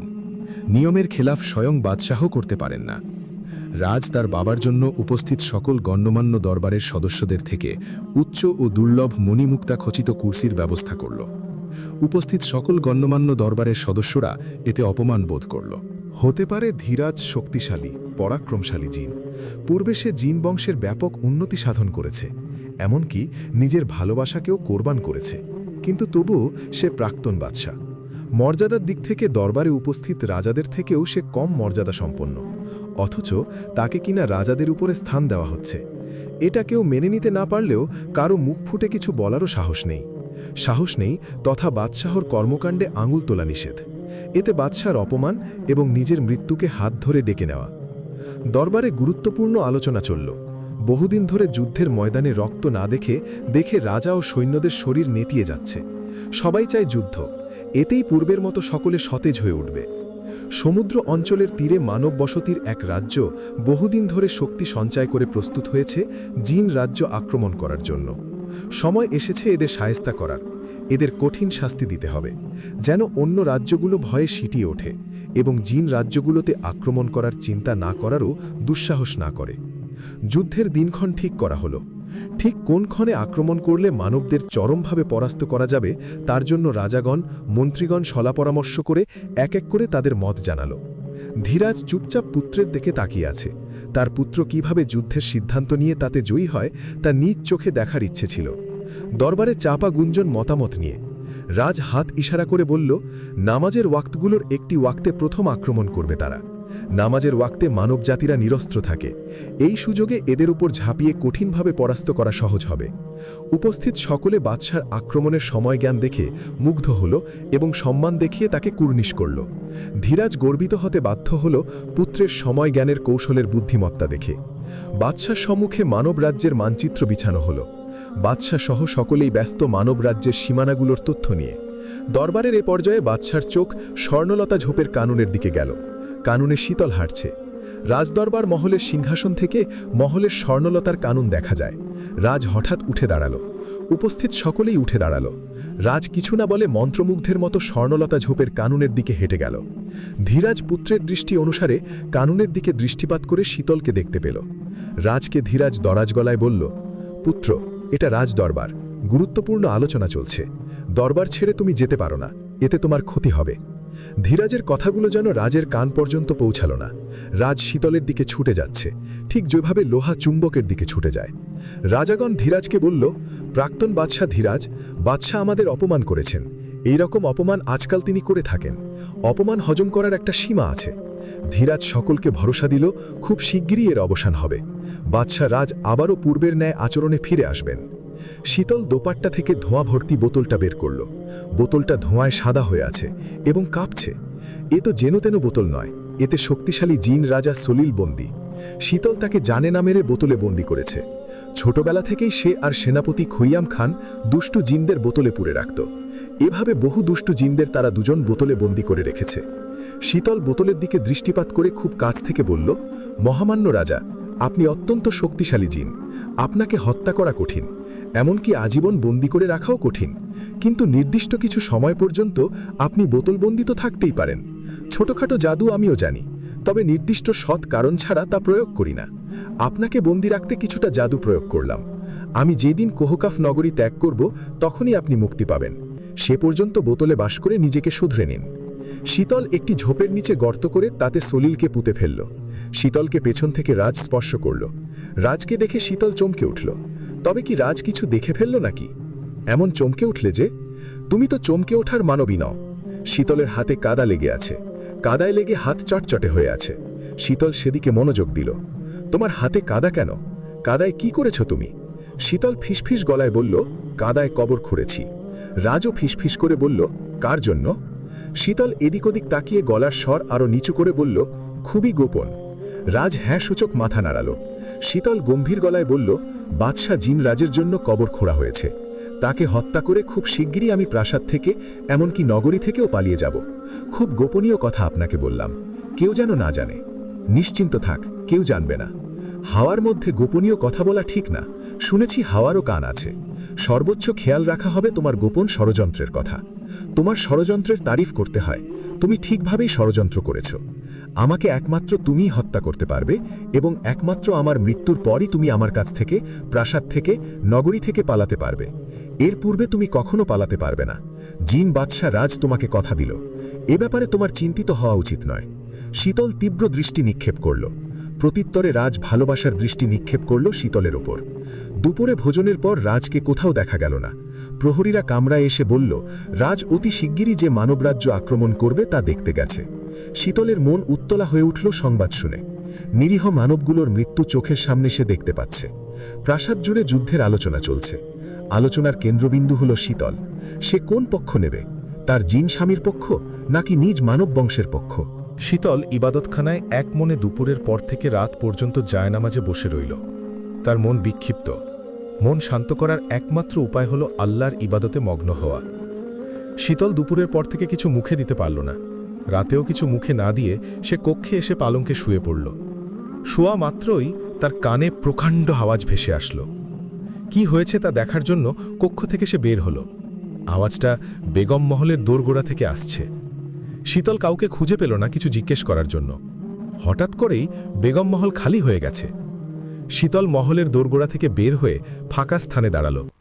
অন্ধকার থেকে অজস্র আওয়াজ ভেসে আসছে। প্রকাণ্ড আওয়াজগুলো হাতির আওয়াজ তা বুঝতে পারা যাচ্ছে। অন্ধকার কাটিয়ে চারদিক থেকে হাতিরা ধেয়ে আসছে। সম্মুখে যা পড়ছে তা ভেঙে গুড়িয়ে দিচ্ছে হাতির দল। শীতলের যতদূর মনে পড়ে এগুলো রাজের পোষা হাতি। হাতিগুলো লোহার কামরায় বন্দী ছিল। লোহার কামরা ভাঙা অসম্ভব। তারপরেও তা ভাঙা সম্ভব হলে বেগম মহলের দিকে ছুটে আসা কিছুতেই সম্ভব নয়। বেগম মহলের পাহারায় আছে অসংখ্য শক্তিশালী জিন। তাদের উপেক্ষা করে এখানে তবে কিভাবে এলো হাতির দল? বাদশাহ ধীরাজ অন্ধকার বারান্দায় বসে আছে। তার পরিকল্পনার ফল এক্ষুনি শোনা যাবে। রাজপ্রাসাদে সারাক্ষণ শীতলের সাথে সেটে থাকায় সুযোগ পাওয়া যাচ্ছিল না। রাজপ্রাসাদ ত্যাগ করায় সুযোগ পাওয়া গেল। শীতলকে এক্ষুনি হত্যা করতে হবে, তা না হলে রাজকে ফেরানো অসম্ভব। লোহার কামরা ভেঙে রাজের পোষা হাতিগুলো ছেড়ে দেওয়া হয়েছে বেগম মহলের দিকে। পুরো বেগম মহল খালি করা হয়েছে পূর্বেই। আওয়াজ শুনে শীতল বের হয়ে আসবে তার স্বভাব মতো, আর ঠিক তখনই হাতির দলের মাঝখানে পুড়ে যাবে। ৫-১০টা কিংবা ২০টা হাতি নয় যে শীতল লড়াই করে বেঁচে যাবে, ৫০০ বিশাল বিশাল হাতি। ৫০০ হাতির মধ্য থেকে কোনো পিঁপড়েও বাঁচতে পারবে না। শীতল তো আস্ত মানুষ। বিশাল হাতিদের পায়ে পিষ্ট হয়ে তৎক্ষণাৎ তার মৃত্যু অবধারিত। মৃত্যুটা হবে আকস্মিক দুর্ঘটনা। হাতির দল লোহার কামরা ভেঙে বের হয়ে কিভাবে যেন বেগম মহলের দিকে ছুটে এসেছিল। শীতল তাদের আটকানোর জন্য সম্মুখে দাঁড়িয়েছিল তার স্বভাব মতো। কেউ কিছু বুঝে ওঠার পূর্বেই হাতির পায়ে পিষ্ট হয়ে যায় শীতলের শরীর। শীতলের মধ্যে লড়াই করার প্রবণতা সম্পর্কে রাজ অবগত। সে সহজেই ঘটনাটা আকস্মিক দুর্ঘটনা বলে মেনে নেবে। খুব কষ্ট পাবে, হয়তো চোখের পানি ফেলবে, অনেকদিন শোকে কাটাবে, কিন্তু একদিন শোক কাটিয়ে উঠবে এবং পূর্বের রাজ হয়ে নতুনভাবে জিন সত্তায় জন্ম হবে। একমাত্র ভালোবাসার মৃত্যু হওয়ার পর তার মনে আর কখনো নতুন ভালোবাসার জন্ম নেবে না। অন্ধকার আচ্ছন্ন মনকে আলো দেবে ক্ষমতা, ফলে সে পূর্বের মতো ক্ষমতার জন্য মরিয়া হয়ে উঠবে। লায়লা নিজ কক্ষে ভোজন করছিল রাজা ধীরেনের সাথে। শাহজাদা রামাম রাগান্বিত হয়ে হাতে তলোয়ার নিয়ে কক্ষে প্রবেশ করল। হুঙ্কার দিয়ে বলল, তোমরা সবাই শাহজাদিকে হত্যার ষড়যন্ত্র করে কখনো সফল হবে না, আমি তা হতে দেব না। ধীরেন বলল, বেয়াদবি করবে না পুত্র, এর মূল পরিকল্পনা ভাইজান ধীরাজের। যা হচ্ছে তা জিন বংশের মঙ্গলের জন্য। নির্দোষ কাউকে হত্যা করার মধ্যে কখনো কোনো মঙ্গল থাকে না আব্বাজান। লায়লা বলল, ভাইজান তুমি কি চাও না তোমার বোনের সুখের সংসার হোক? চাই, কিন্তু কারো সংসার নষ্ট করে নয়, কাউকে হত্যা করে নয়। তুমি পরীদের মধ্যে শ্রেষ্ঠ সুন্দরী পরী, শ্রেষ্ঠ বংশের, শ্রেষ্ঠ পরাক্রমশালী, ক্ষমতাশালী পরী। তোমার জন্য কোটি কোটি জিন পুরুষ নিজেদের জীবন লুটিয়ে দিতে প্রস্তুত তোমার পায়ে। রাজকে ছাড়াই সুখী হবে। আহ, আমি জানি আমি কে, এজন্যই নিজের স্থান নিজে বুঝে নিতে চাই। এক মানবকন্যা আমার স্থান দখল করেছে, তার কাছ থেকে সেটা কেড়ে নেব আমি। সবচেয়ে বড় কথা হলো, রাজকে আমি ছোটবেলা থেকে ভালোবাসি। তোমার ভালোবাসা একতরফা। রাজ শাহজাদিকে ভালোবাসে না, রাজ শুধু আমার, সে কাউকে ভালোবাসতে পারে না। ওকে আমি ফিরিয়ে আনবো আমার কাছে। মানব শাহজাদির কাছে কিছুতেই হার মানব না আমি। এর পূর্বে বহুবার তাকে হত্যা করতে চেয়েছি, কখনো সমুদ্রে নরখাদ্য প্রাণীদের মাঝে ফেলে, তো কখনো খাদ্যে বা ঔষধে বিষ মিশিয়ে। লায়লা, কি করেছ কি তুমি? এসব কি বলছো? কিন্তু আমি ব্যর্থ হয়েছি, তবে আজ ব্যর্থ হবে না আমার আশা, কারণ আজ আমি একা নয়, চাচা যান, আব্বাজান সকলে আমার আশা পূরণ করতে চলেছে। রামাম জোরালো গলায় বলল, আব্বাজান আপনিও এই ষড়যন্ত্রগুলোর সাথে সম্পর্কিত? জিন বংশকে বাঁচাতে এমন সব কিছুর সাথে আমি সম্পর্কিত। আমি তোমাদের ষড়যন্ত্র ভেঙে দেব, শাহজাদির গায়ে আঁচড় লাগতে দেব না। রাজা ধীরেন হুঙ্কার দিয়ে বলল, ছোট থেকেই তোমার এমন ব্যবহার আমাকে অতিষ্ঠ করে এসেছে, আজ সীমা লঙ্ঘন করেছ। এই বলে ধীরেন রামামের মাথায় আঘাত করল। রামাম জ্ঞান হারালো। কে আছো? এই বেয়াদব শাহজাদাকে কামরাবন্দি করো। শক্তিশালী একদল প্রহরী এসে রামামকে অজ্ঞান অবস্থায় বন্দী করে তার কক্ষে নিয়ে গেল। শীতল হাতি দলের মধ্যে পড়ে আছে। এখান থেকে জীবন নিয়ে বের হবার উপায় নেই।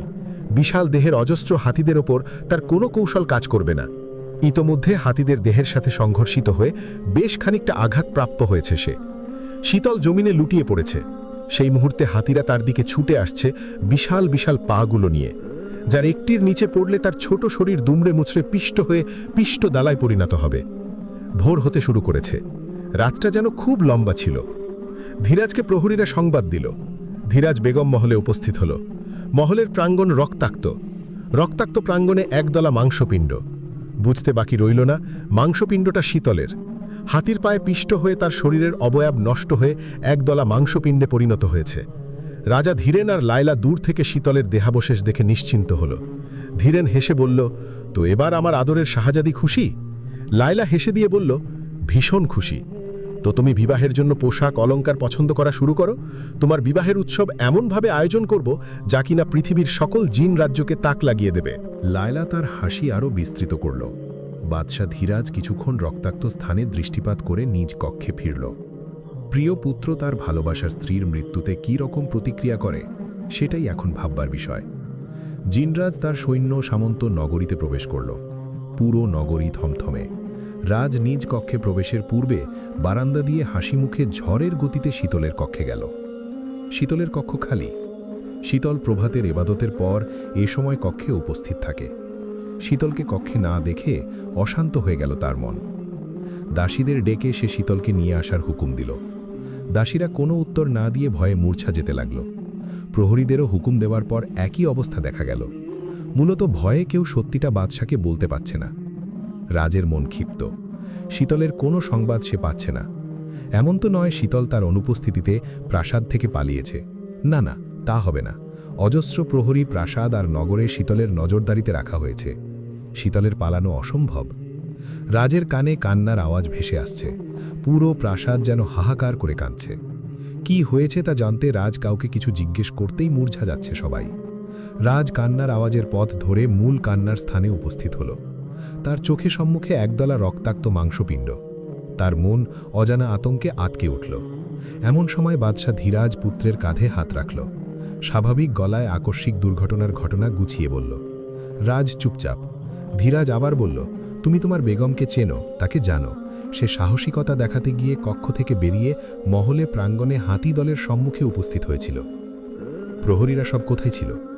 প্রহরীরা কোনো পদক্ষেপ নেওয়ার পূর্বেই শাহজাদি হাতির পায়ের সাথে পিষ্ট হয়ে মৃত্যুবরণ করেছে। রাজ স্বাভাবিকভাবে বলল, ও আচ্ছা। তারপর মাংসপিণ্ডের কাছে জমিনের সম্মুখে বসে পড়ল সে। 2 হাত বাড়িয়ে দিল রক্তাক্ত মাংসপিণ্ডের দিকে। তার 2 হাত কাঁপছিল। পূর্বে এমন কখনো হয়নি। 2 হাত দিয়ে সে শীতলের দেহাবশেষ স্পর্শ করল। গরম রক্তের তাপ অনুভব করল সে। রাজ হঠাৎ একটি বিষয় অনুভব করল। অমায়িক সৌন্দর্যের শীতল আর রক্তাক্ত মাংসপিণ্ডের শীতলের সাথে কোনো পার্থক্য নেই। দুটো অবস্থাতেই শীতলকে একইভাবে অনুভব করতে পারছে সে। সুন্দরী শীতল আর মাংসপিণ্ডের শীতলের প্রতি একই রকম ভালোবাসা অনুভব হচ্ছে। রাজ নিজের বস্ত্র দিয়ে শীতলের দেহাবশেষ ঢেকে দিল। এরপর নিজের 2 হাত রক্তাক্ত করে চুপচাপ স্থান ত্যাগ করল। রাজের চুপচাপ চলে যাওয়া দেখে বাদশাহ ধীরাজ অবাক হল। শীতলের ভয়ঙ্কর মৃত্যু কথা শুনে এবং দেখেও কোনো রকম প্রতিক্রিয়া নেই তার মধ্যে। রাজ শীতলের কক্ষে অবস্থান করছে। কক্ষ অন্ধকার। কক্ষে কারও প্রবেশ নিষেধ, এমনকি বাদশাহ ধীরাজেরও।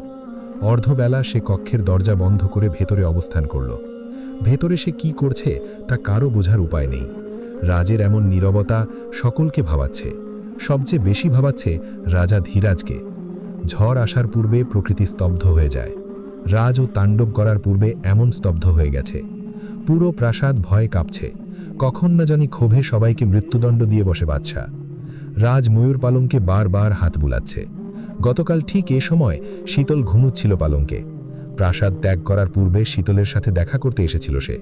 শীতলের ঘুমের ব্যাঘাত ঘটবে বলে তাকে জাগানো হয়নি। রাজ দীর্ঘ নিঃশ্বাস ফেলল। কক্ষ থেকে বেরিয়ে এলো।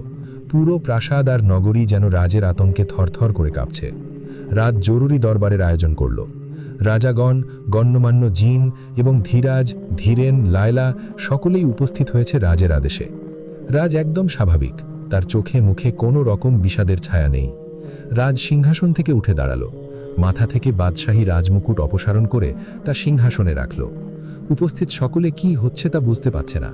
রাজ বলল, যোগ্য কাউকে সিংহাসনে বসাবেন এবং রাজমুকুট পরিধান করাবেন। আজ থেকে আমি আর বাদশাহ নই। উপস্থিত সকলে নির্বাক। তাহলে কি স্ত্রীর শোকে বাদশাহ কি বৈরাগ্য ধারণ করবেন? ধীরাজ কিছু বলার পূর্বে রাজ বলল, আমার মনে হচ্ছে বন্ধ অন্ধকার সিন্ধুকে আমি আটকে গিয়েছি। চারদিক অন্ধকার, শূন্য, কাউকে খুঁজে পাচ্ছি না। আমি কিছুক্ষণের মধ্যে মারা যাব এমন মনে হচ্ছে। আমি কতটা দুর্বল তা আজ অনুভব করলাম। আমার ভালোবাসার বেগমের মৃত্যুর শোক এ জীবনে কাটিয়ে উঠতে পারবো না। আমি আর এক মুহূর্ত তাকে ছাড়া বেঁচে থাকতে পারছি না। আমি জন্ম থেকে যেসব পাপ করেছি, ওপরওয়ালা আমাকে তার শাস্তি দিয়েছে। এখন আমি আমার জীবন থেকে মুক্তি নেব, এ প্রাণ ত্যাগ করব। উপস্থিত সকলে চমকে উঠল। বাদশার মাথা নষ্ট হয়ে গেছে, তার গুঞ্জন চলছে। ধীরাজের জবান আটকে গেছে একমাত্র পুত্রের মৃত্যুর কথা শুনে। লায়লা স্তব্ধ। রাজ নিজের তলোয়ারের হাতল নিয়ে বলল, মৃত্যুর পূর্বে আমি ঈমান আনতে চাই যে আমাকে সৃষ্টি করছে। আমি মহান আল্লাহর কাছে নিজেকে সঁপে দিতে চাই। আমি এখনই ইসলাম কবুল করব। উপস্থিত সকলকে সবচেয়ে বড় চমকটা দিয়ে রাজ 2টি কালেমা উচ্চারণ করল, যা সে শীতলের মুখ থেকে লুকিয়ে শুনেছিল। শীতলের মুখে কয়েকটি কালেমা শুনেছিল সে, যার 2টি মনে রেখেছে। মনে রাখা 2টি কালেমা যথাক্রমে রাজ উচ্চারণ করল। কালেমা তাইয়েবা, আরবি লা ইলাহা ইল্লাল্লাহু মুহাম্মাদুর রাসূলুল্লাহ। বাংলা উচ্চারণ লা ইলাহা ইল্লাল্লাহু মুহাম্মাদুর রাসূলুল্লাহ। বাংলা অর্থ, আল্লাহ এক, আর কোনো মাবুদ নেই। হযরত মুহাম্মদ সাল্লাল্লাহু আলাইহি ওয়াসাল্লাম আল্লাহর প্রেরিত রাসূল। কালেমা শাহাদাত, আরবি আশহাদু আল্লাহ ইলাহা ইল্লাল্লাহু ওয়াহদাহু লা শারীকা লাহু ওয়া আশহাদু আন্না মুহাম্মাদান আবদুহু ওয়া রাসূলুহু। বাংলা উচ্চারণ: আমি সাক্ষ্য প্রদান করছি যে আল্লাহ ব্যতীত অন্য কোনো মাবুদ নেই, তিনি এক, তাহার কোনো অংশীদার নেই। এবং আমি আরও সাক্ষ্য প্রদান করছি যে নিশ্চয়ই হজরত মুহাম্মদ সাল্লাল্লাহু আলাইহি ওয়াসাল্লাম আল্লাহর প্রেরিত বান্দা ও রাসূল। কালেমা ইসলামের মৌলিক বিশ্বাস সম্বলিত কয়েকটি আরবি পংক্তির নাম। এর মাধ্যমে ইসলামের প্রথম স্তম্ভ পূর্ণতা পায়। ইসলামে কালিমার গুরুত্ব ও মর্যাদা অনেক। কালিমার মূল অবকাঠামো হচ্ছে বিশ্বাস। রাসূল সাল্লাল্লাহু আলাইহি ওয়াসাল্লাম বলেন, যে ব্যক্তি এমতাবস্থায় মারা যায় যে সে জানে আল্লাহ ছাড়া কোনো সঠিক উপাস্য নেই, সে জান্নাতে যাবে। পুত্রের মুখে কালিমা শুনে বাদশাহ ধীরাজের মাথা ঘুরছে। লায়লা প্রায় অজ্ঞান। ঈমানের প্রধান ও অপরিহার্য শর্ত হল তাওহীদ।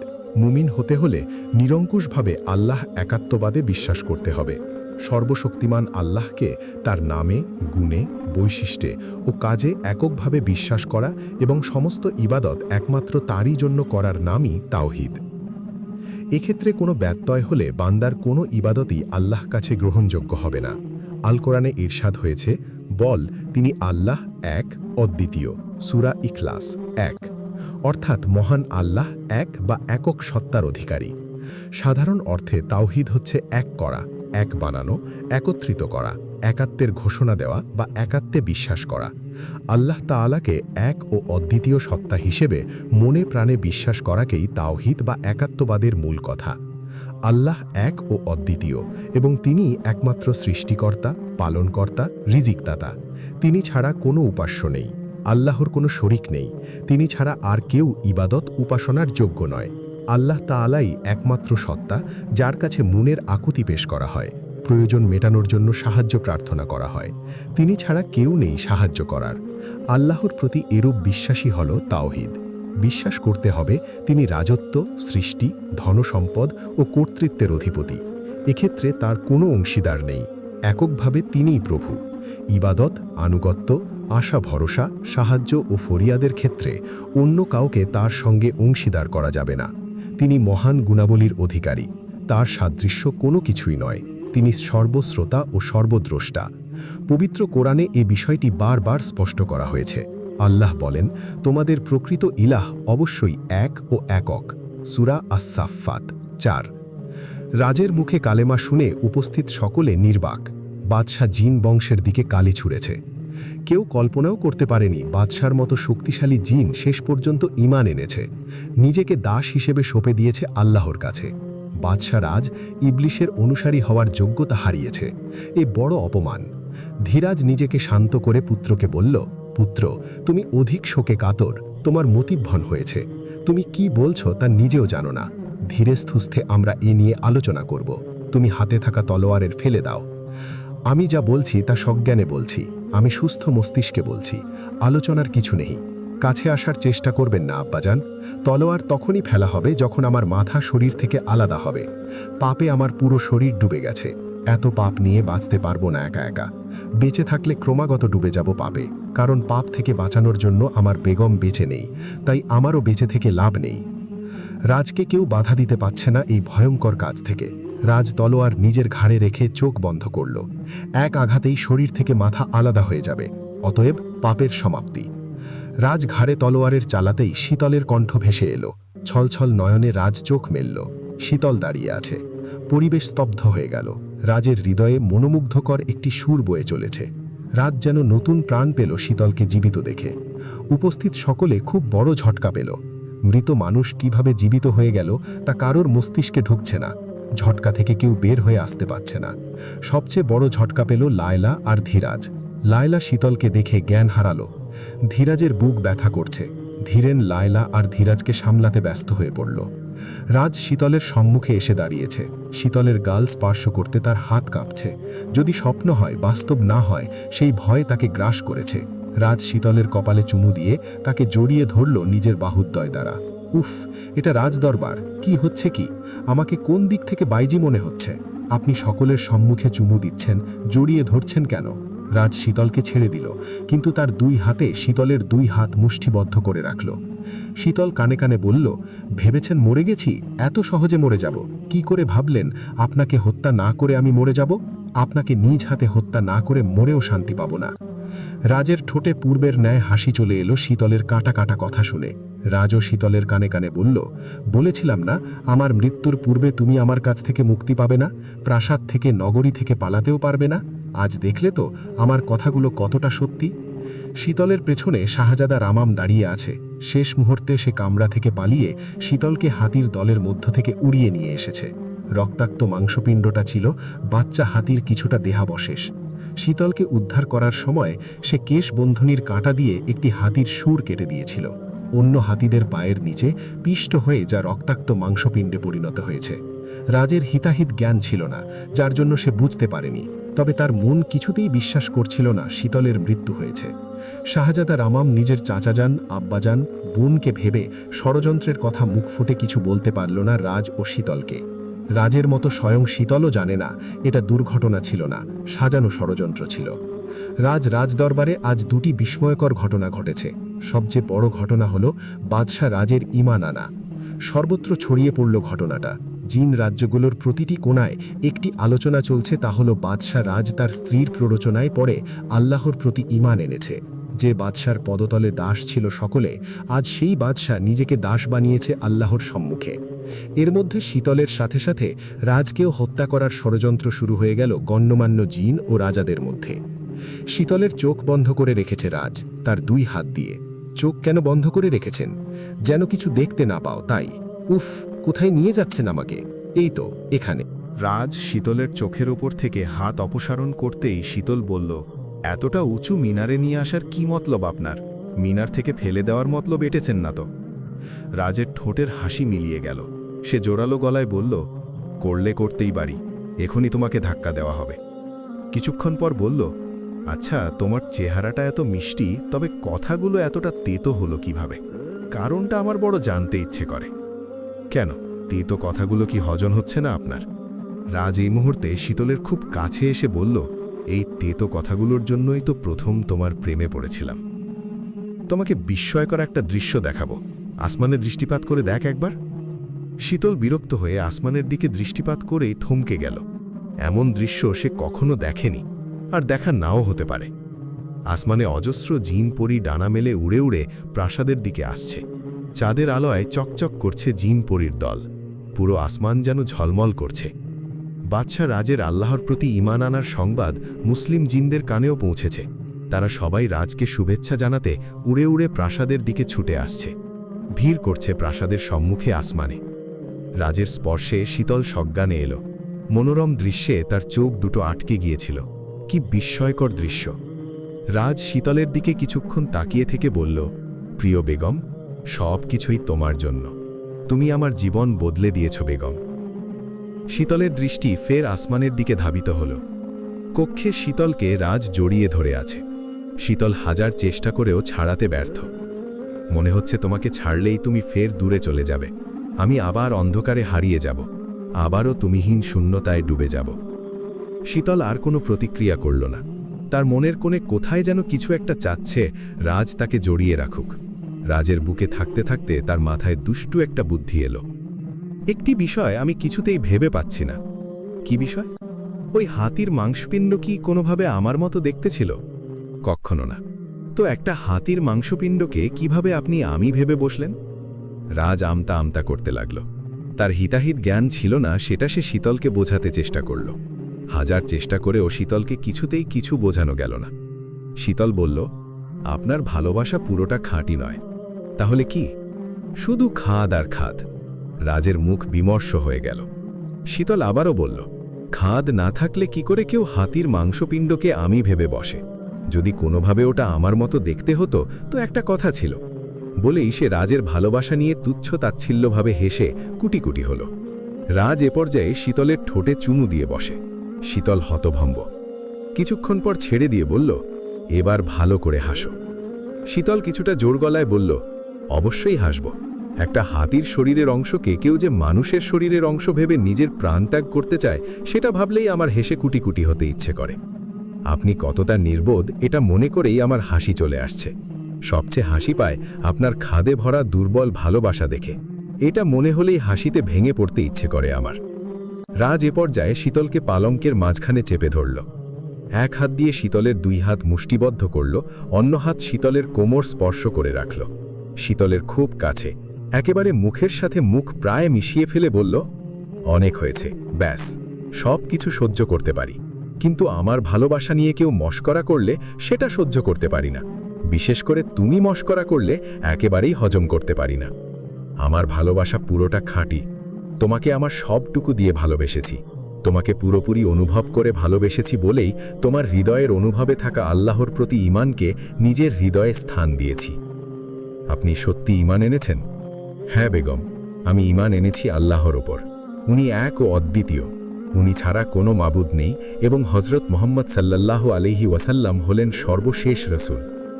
শীতলের পুরো সত্তায় আর মন জুড়ে এক চিলটে শান্তির ঝোঁকা হাওয়া বয়ে যাচ্ছে। ঘোর লাগা চোখে সে রাজের চোখের দিকে তাকালো। রাজের গভীর রহস্যময় চোখে শীতল যেন হারিয়ে গেল। রাজ হাত দিয়ে শীতলের কোমরে হাত বুলাচ্ছে, অন্য হাতে কেশ বুলাচ্ছে, নাক দিয়ে গাল বুলাচ্ছে। শীতল চোখ বন্ধ, সে যেন অসাড় হয়ে গেল। মনে হচ্ছে দুষ্টু এক চিলটে হাওয়ার ঝোঁকা তার সাথে খেলা করছে। হঠাৎ শীতল কোনো স্পর্শ অনুভব করছে না, সে চোখ মেলল। রাজ পালঙ্কের সম্মুখে কিছুটা দূরে দাঁড়িয়ে আছে। রাজ হেসে বলল, অতিথি মুসলিম জিনপরিদের সাথে দেখা করতে যাব, দেরি হয়ে যাচ্ছে, আমি বরং আসছি বেগম। রাজ কক্ষ ত্যাগ করার পর শীতল উপুর হয়ে শুয়ে দুপাট্টা দিয়ে নিজের মুখ ঢেকে ফেলল। সে অত্যন্ত লজ্জিত অনুভব করছে। সে নারী হয়ে নিজেকে আটকে রাখতে পারেনি, অথচ রাজ পুরুষ হয়ে নিজেকে আটকিয়েছে এবং স্বাভাবিকভাবে আচরণ করেছে। তাকে লজ্জা না দিয়ে এমন ভাব করেছ যেন কিছুই হয়নি। শীতল বুঝতে পারল সে নারী নামের মহাকলঙ্ক। এদিকে লায়লা শীতলকে দেখার পর থেকে অনর্গল কাঁদছে। তাকে কিছুতেই শান্ত করতে পারছে না ধীরেন। রামামের সাথে বাবা ও বোন কথা বলা বন্ধ করেছে। সব কিছুর জন্য রামামকে দায়ী করা হচ্ছে। অন্যদিকে ধীরাজ নিজ কক্ষে দরজা বন্ধ করে আছে, কারো সাথে দেখা করছে না, এমনকি রাজের সাথেও না। রাজ কয়েকবার এসে ফিরে গেছে। ধীরাজ অন্ধকারে বসে আছে, দুঃখে লজ্জায় সে মর্মাহত। এতদিনের জিন বংশ কিনা তার পুত্রের হাতেই ধ্বংস হচ্ছে। না, এই কষ্ট ভোলার নয়। দিনের শুরুতে রাজদরবার শুরু হয়েছে। রাজ সিংহাসনে পুনরায় আরোহণ করেছে, রাজমুকুট মাথায় পরিধান করেছে। ধীরাজও উপস্থিত দরবারে। তার পাশেই পর্দার আড়ালে প্রিয় বেগম শীতল উপস্থিত। রাজ পর্দার আড়ালে থাকা শীতলের দিকে দৃষ্টিপাত করে দরবার শুরু করল। শুরুতেই সে রামামের প্রতি অঢেল কৃতজ্ঞতা প্রকাশ করল। রামামকে অজস্র শুকরিয়া জানিয়ে বলল, কি চাও আমার কাছে? যা চাও তাই পাবে। যদি আমার সিংহাসনও চাও সেটাও পাবে। শুধু আমার জীবন চাইবে না, কারণ সেটা আমার প্রিয় বেগমের জন্য গচ্ছিত অবস্থায় রয়েছে। রামাম বলল, যা চাই তাই দেবেন? অবশ্যই। সিংহাসনও দেবেন? কোনো সন্দেহ আছে? রামাম হেসে বলল, প্রিয় বাদশার কাছে একটিই চাওয়া, বাদশাহ যেন তার প্রিয় বেগমকে নিয়ে সুখে সংসার করতে পারে, কোনো ষড়যন্ত্র যেন তাদের আলাদা না করতে পারে। রাজ প্রশান্তি নিয়ে বলল, তাই হবে, তবে নিজের জন্য কিছু চাও? রামাম পর্দার আড়ালে থাকা শীতলের দিকে দৃষ্টিপাত করে মনে মনে বলল, আমি যা চাই তা আপনি দিতে পারবেন না, তা কেউ দিতে পারবে না। আমার জীবনের সব চাওয়া পাওয়া একটি চাওয়ার মধ্যে অবসান হয়েছে, তাই আমার জীবনে চাওয়া পাওয়ার কিছু নেই। শীতল পর্দার আড়াল থেকে রামামকে ইশারা করল কিছু চাইতে। রামাম মিষ্টি করে হেসে বলল, প্রিয় বাদশাহ, এই মুহূর্তে আমার কোনো চাহিদা নেই, তাই কিছু চাওয়ার নেই। রাজ গম্ভীর গলায় বলল, তা হয় না, তোমাকে অবশ্যই বাদশার কাছে কিছু চাইতে হবে, তোমাকে তোমার কাজের পুরস্কার নিতে হবে। আচ্ছা, তোমার যখন কোনো চাহিদার প্রয়োজন হবে বা কিছু চাওয়ার প্রয়োজন পড়বে, অবশ্যই তুমি নির্দ্বিধায় চাইবে। বাদশাহ জিনরাজের দরজা সর্বদে খুলে থাকবে তোমার কাজের প্রতিদানের জন্য। বাদশার হুকুম সবার উপরে। রাজদরবারের মূল কার্য শুরু হল। আজকের দরবারে উপস্থিত থাকা সকলেই ঐক্যবদ্ধ হয়েছে। সকলের একটি প্রশ্ন, কেন বাদশাহ ওই রকম একটি সিদ্ধান্ত নিলেন? কোহকাফ নগরীর সকলেই ইবলিশের অনুসারী। ওনার অনুসারী হয়েই তো কোহকাফ নগরী এত সমৃদ্ধ, রাজা বাদশারা এত ক্ষমতাশালী। তিনি কি ভুলে গেছেন আল্লাহর সাথে আদি পিতা ইবলিশের মধ্যকার হওয়া কথা? কেয়ামত পর্যন্ত ইবলিশ ও তার অনুসারী বংশধররা আল্লাহর প্রতি ঈমান নষ্ট করতে থাকবে এবং তাদেরকে আল্লাহর দ্বীনের পথ থেকে সরিয়ে আনবে। তবে আজ নিজেই কেন আল্লাহর প্রতি ঈমান এনেছেন? কেন তিনি জিন বংশের সম্মান রক্ষার বদলে সম্মান ক্ষুণ্ণ করছেন? এক এক করে সকল রাজাগণ রাজের দিকে প্রশ্ন ছুড়ে মারলেন।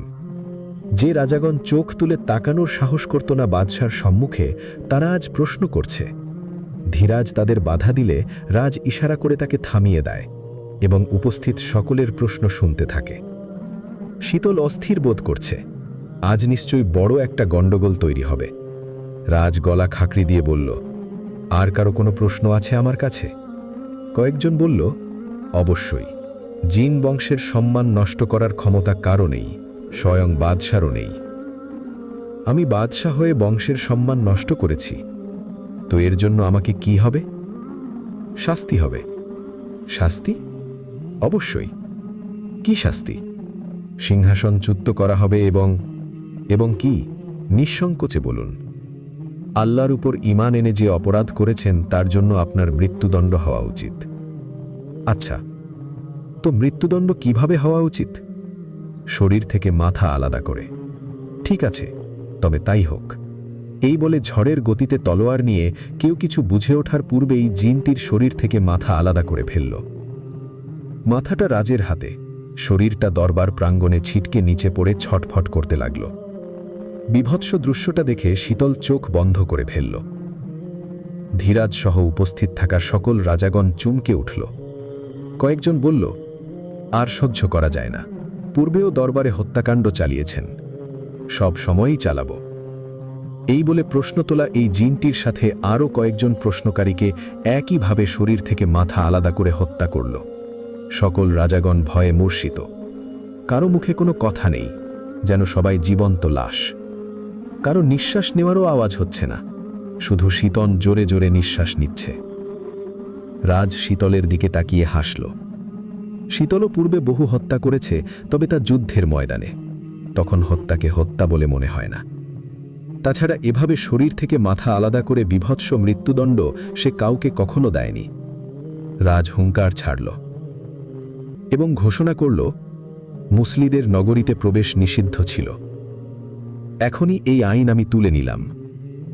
আল্লাহর প্রতি ঈমান আনা অপরাধ বলে ধরে নেওয়া হতো। এখনই এই আইন তুলে নিলাম। আল্লাহর প্রতি ঈমান আনার জন্য যদি ঈমান আনা কাউকে নিয়ে অযাচিত প্রশ্ন করা হয় এবং আল্লাহর নামে কেউ কটূক্তি করে, তবে তা অপরাধ বলে গণ্য হবে। অপরাধী যে হোক না কেন, তাকে নতুন আইন অনুযায়ী শাস্তি প্রদান করা হবে। আল্লাহর প্রতি ঈমান না আনা জিনগণকে সর্বদা ধর্ম বিষয়ে চুপচাপ থাকতে হবে এবং নিজ নিজ কর্মে মন দিতে হবে। ঈমানদার দলের বিরুদ্ধে কোনো প্রকার ষড়যন্ত্র আমি মেনে নেব না। ধীরাজ এতক্ষণ চুপ করে থাকলেও এবার হুঙ্কার ছাড়ল। মূর্খতার সীমা আছে, তুমি সেই সীমা লঙ্ঘন করেছ। মূর্খ বাদশাহ, তুমি যে পথ চলেছ সে পথ তোমাকে ক্ষমতা দিয়েছে, বসিয়েছে উচ্চ আসনে। আর এখন তুমি যে পথ চলার কথা বলছ, সে পথ তোমাকে কোনো কিছু দিতে পারবে না। এ পথ শুধু অভাব আর দুঃখের। শীতল পর্দার আড়াল থেকে বের হয়ে ধীরাজসহ উপস্থিত সকল রাজাগণকে উদ্দেশ্য করে বলল, আল্লাহ তাআলা সকল কিছুর মালিক, সৃষ্টিকর্তা, সবচেয়ে ক্ষমতাশালী। তিনি জিন ও মানবদের সৃষ্টি করেছেন একমাত্র তার ইবাদতের জন্য। আল কুরআনে কিছু আয়াতে আছে, তোমাদের ইলাহ হলেন এক ইলাহ, সূরা আন-নাহল। আর তোমাদের উপাস্য হচ্ছেন এক আল্লাহ, তিনি ছাড়া সত্যিকারের কোনো উপাস্য নেই। তিনি পরম করুণাময়, অতি দয়ালু। তুমি বলো, আমি তো কেবল একজন সতর্ককারী মাত্র। সার্বভৌম অপ্রতিরোধ্য এক ও একক আল্লাহ ছাড়া সত্য কোনো ইলাহ নেই। বল, আল্লাহই সবকিছুর সৃষ্টিকর্তা। তিনি এক ও একক মহাপ্রতাপশালী।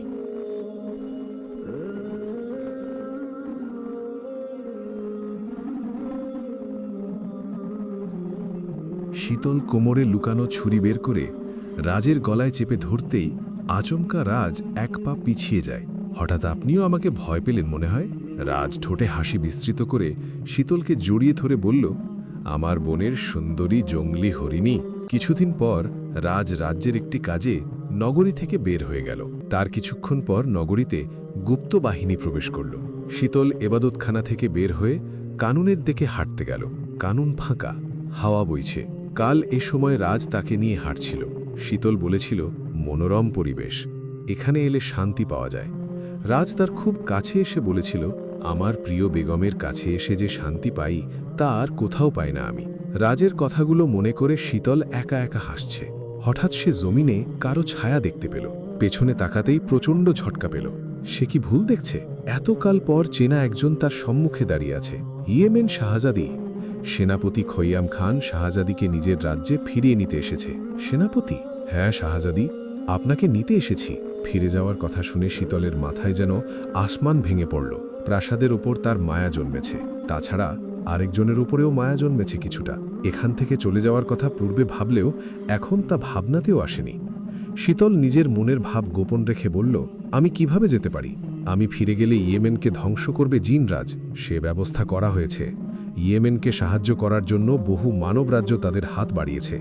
আপনি ফিরে চলুন, আমরা আবার একসাথে দুষ্টু পাপী জিনদের বিরুদ্ধে লড়াই করে শায়েস্তা করব। কিন্তু কোনো কিন্তু নয়। আপনি জানেন এবার আমাদের প্রধান যোদ্ধা কে? কে? আপনার আব্বাজান। আব্বাজান সুস্থ হয়েছেন? জি, উনি আমাকে পাঠিয়েছেন আপনাকে নিয়ে যেতে। জোর করে পাপী জিন আপনাকে বিয়ে করে আটকে রেখেছে। আপনি রাজ্যে ফিরলেই মৌলবীগণ এর বিহিত করবে। কিন্তু তবু উনির সাথে আমার বিয়ে হয়েছে। কি বললেন? ওই মহাপাপীর সাথে বিয়ে আপনি মানেন?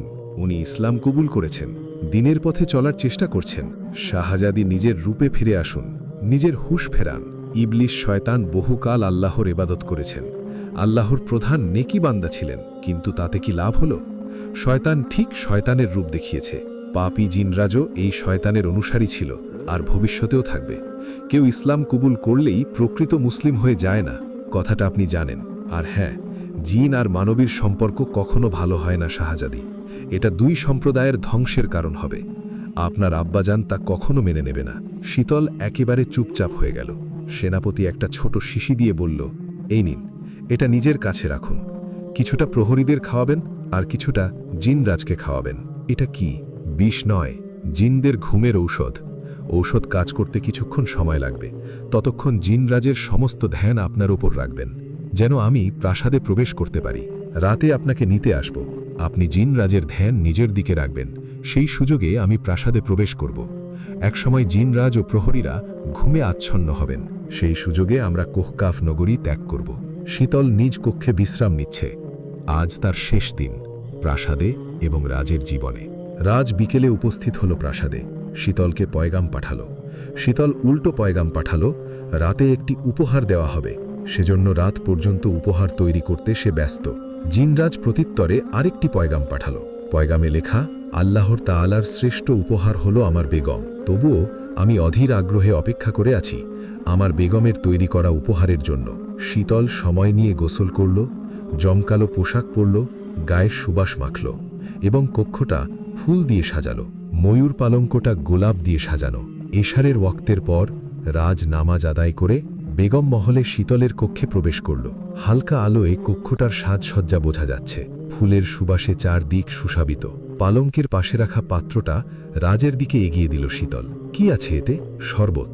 বিশেষ রাতের জন্য বিশেষ শরবত। রাজ কিছুক্ষণ শরবতের দিকে তাকিয়ে বলল, এটাতে কিছু মেশাওনি তো? রাজ চমকে উঠল। মস্করা করলাম। রাজ এক ঢোকে পুরো শরবত পান করে শীতলের থুতনি স্পর্শ করে বলল, আমার বেগমের চেয়ে কোনো কিছু মিষ্টি বেশি মিষ্টি। রাজ ফিসফিস করে বলল, এই রাতটা কি আমার বেগমের উপহার? শীতল মাথা নাড়াল। তো হঠাৎ আজ এতটা পরিবর্তনে মানে কি? শীতল হাসল। হেসে বলল, আসলে ভাবলাম পুরো কথা শেষ হওয়ার পূর্বে রাজ শীতলের ঠোঁটে আঙুল দিয়ে বলল, হুশ, আর কোনো কথা নয়, এখন ভালোবাসার সময়। এই বলে সে শীতলকে চুমু খেতে শুরু করল। অজস্র চুমুতে ভরিয়ে দিল শীতলকে। শীতল রাজের স্পর্শে শিহরিত হচ্ছে। হঠাৎ রাজ শীতলের ওপর পড়ে গেল। ঘুম জড়ানো কণ্ঠে বলল, আমি তোমাকে ভালোবাসি, আমি তোমাকে অনেক ভালোবাসি। রাজের ঘুম ভেঙেছে। নিজেকে সে কক্ষে একা আবিষ্কার করল। তো শীতল কোথায়?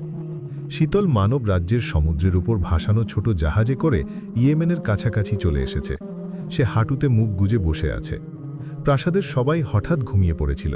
এর কারণ একটু পর সবাই জানতে পারল। রাজ কক্ষে বসে আছে। তাকেও জানানো হয়েছে শীতল পালিয়েছে কোহকাফ থেকে। রাজের বিশ্বাস হচ্ছে না শীতল তাকে ধোঁকা দিয়ে চলে গেছে। শীতলের বিরহের রাজকে চারদিক থেকে ঘিরে রেখেছে। মনে হচ্ছে তাকে কেউ অন্ধকার কুয়ায় ছুঁড়ে ফেলেছে, যেখান থেকে সে বের হতে পারবে না। শীতলের বিরহে এক পর্যায়ে রাজ মূর্ছা গেল। জ্ঞান ফিরতেই শীতলের কথা মনে করে আবারও মূর্ছা গেল। এভাবে কয়েকবার সে মূর্ছা গেল। দুদিন কেটে গেল। শীতল তাদের নগরে প্রবেশ করেছে। ইয়েমেনের প্রজারা শাহজাদিকে দেখতে দলে দলে ভিড় করছে প্রাসাদে। শাহজাদির কাছে তারা নিজেদের অপরাধী বলে দাবি করল, কারণ তারাই বাধ্য করেছিল শাহজাদিকে জিন বাদশাহর বেগম হতে। রাজবংশের যেমন কর্তব্য প্রজাদের সুরক্ষিত রাখা, রক্ষা করা, তেমনি প্রজাদেরও কর্তব্য রাজবংশকে সুরক্ষিত রাখা, রক্ষা করা। শাহজাদি নিজের দায়িত্ব কর্তব্য পালন করেছে, কিন্তু প্রজারা তা করেনি। শাহজাদির ইয়েমেন ত্যাগ করার পরই প্রজারা নিজেদের ভুল বুঝতে পেরে অনুতপ্ত হয়েছে। ইয়েমেন বাদশার একমাত্র কন্যাকে এতকাল পর দেখে অশ্রু বর্ষণ করল রাজ। রাজের হুঁশ ফিরল কিছুদিন পর। শীতলের পক্ষে একা যাওয়া সম্ভব নয়। সেনাপতি খৈয়াম খান শীতলকে নিয়ে গেছে তা ইতোমধ্যে জানতে পেরেছে রাজ। শীতলকে সে এতটা ভালোবেসেছে যা অন্য কাউকে বাসা হয়নি। সেই শীতল কিনা তাকে শরবত খাইয়ে ঘুমন্ত অবস্থার সুযোগ নিয়ে চলে গেল। রাজের হাতে একটা পয়গাম পত্রে ছোট করে লেখা, আপনাকে ত্যাগ করে চিরতরে আমার রাজ্যে চলে গেলাম। ইতি শাহজাদি শেহেরজান। রাজ পয়গামপত্র হাতের তালায় মুষ্টিবদ্ধ করল। চোখ বন্ধ করে নিজেকে সামলাল। রাজের ভালোবাসাকে সে অপমান করেছে। সকলের সম্মুখে তাকে হাসির পাত্র বানিয়েছে। এর মধ্যে বাদশাহ রাজকে তার স্ত্রী ত্যাগ করে চলে গেছে তা জিন রাজ্যসমূহে ছড়িয়ে পড়েছে। শীতলের বিরহে রাজ নিজেকে হারিয়ে ফেলেছে। তার দুর্বলতার সুযোগ নিয়ে দুষ্টু জিন রাজাগণ ও প্রজাগণ তাকে নিয়ে ঠাট্টা বিদ্রুপ শুরু করল। লায়লা অত্যন্ত খুশি হল। সে রাজের সাথে নিজের সংসার দেখার স্বপ্ন দেখছে। নিজেকে সজ্জিত করে বারবার রাজের কাছে যাওয়া শুরু করল। রাজকে সান্ত্বনা দেওয়ার নাম করে তার খুব কাছে যাওয়ার চেষ্টায় লেগেছে লায়লা। স্ত্রীকে যতই সে ভালোবাসুক তবুও সে পুরুষ। নারী সঙ্গ ছাড়া পুরুষদের জীবন নিঃসঙ্গ। লায়লা রাজের নিঃসঙ্গতার সুযোগ নেবে। নিজের রূপ, গুণ, ভালোবাসা দিয়ে রাজের নিঃসঙ্গতা দূর করবে, তাকে নিজের করে নেবে। লায়লা রাজের পেছন থেকে জড়িয়ে ধরে আছে। রাজ এতই শোকে আছে যে সে কারোর স্পর্শ অনুভব করতে পারছে না। লায়লা রাজের গলায় নাক ঘষে ঘষে বলল, প্রকৃতির নিয়ম হল পুরাতনকে বিদায় আর নতুনকে স্বাগতম। শূন্যস্থান কখনো শূন্য থাকে না, ভরাট হয়ে যায়। কষ্ট সবসময় থাকে না, একসময় কষ্ট দূর হয়ে যায়। প্রিয় বাদশাহ, আপনি অবশ্যই সবকিছু ভুলে যাবেন, নতুন করে সবকিছু শুরু করবেন। আমি থাকব আপনার পাশে। মানব সম্প্রদায়ের কাজ হলো ধোঁকা দেওয়া। শাহজাদি আপনাকে ধোঁকা দিয়েছে, অপমান করেছে আপনার পবিত্র ভালোবাসা। আপনি নিজের রাজবংশকে ছেড়েছেন তার জন্য, তার ধর্মকে আপন করে নিয়েছেন, কিন্তু বিনিময়ে সে তার রাজবংশে ফিরে গেছে, আপনাকে আপন করতে পারেনি। শাহজাদি আপনার ভালোবাসার মর্যাদা দেয়নি, আমি দেব সেই মর্যাদা। আপনার উচিত হবে ইসলাম ত্যাগ করা ও পূর্বের ন্যায় ইসলাম মুসলিমদের ওপর অত্যাচার করা, রাজ্য আক্রমণ করা। এটাই হবে মানব শাহজাদির ওপর চরম প্রতিশোধ। রাজ দিশেহারা ভাব নিয়ে লায়লার দিকে তাকালো। লায়লা মিষ্টি হেসে রাজকে জড়িয়ে ধরল। রাজের কোনো প্রত্যুত্তর না পেয়ে লায়লা তার গালে চুমু দিল।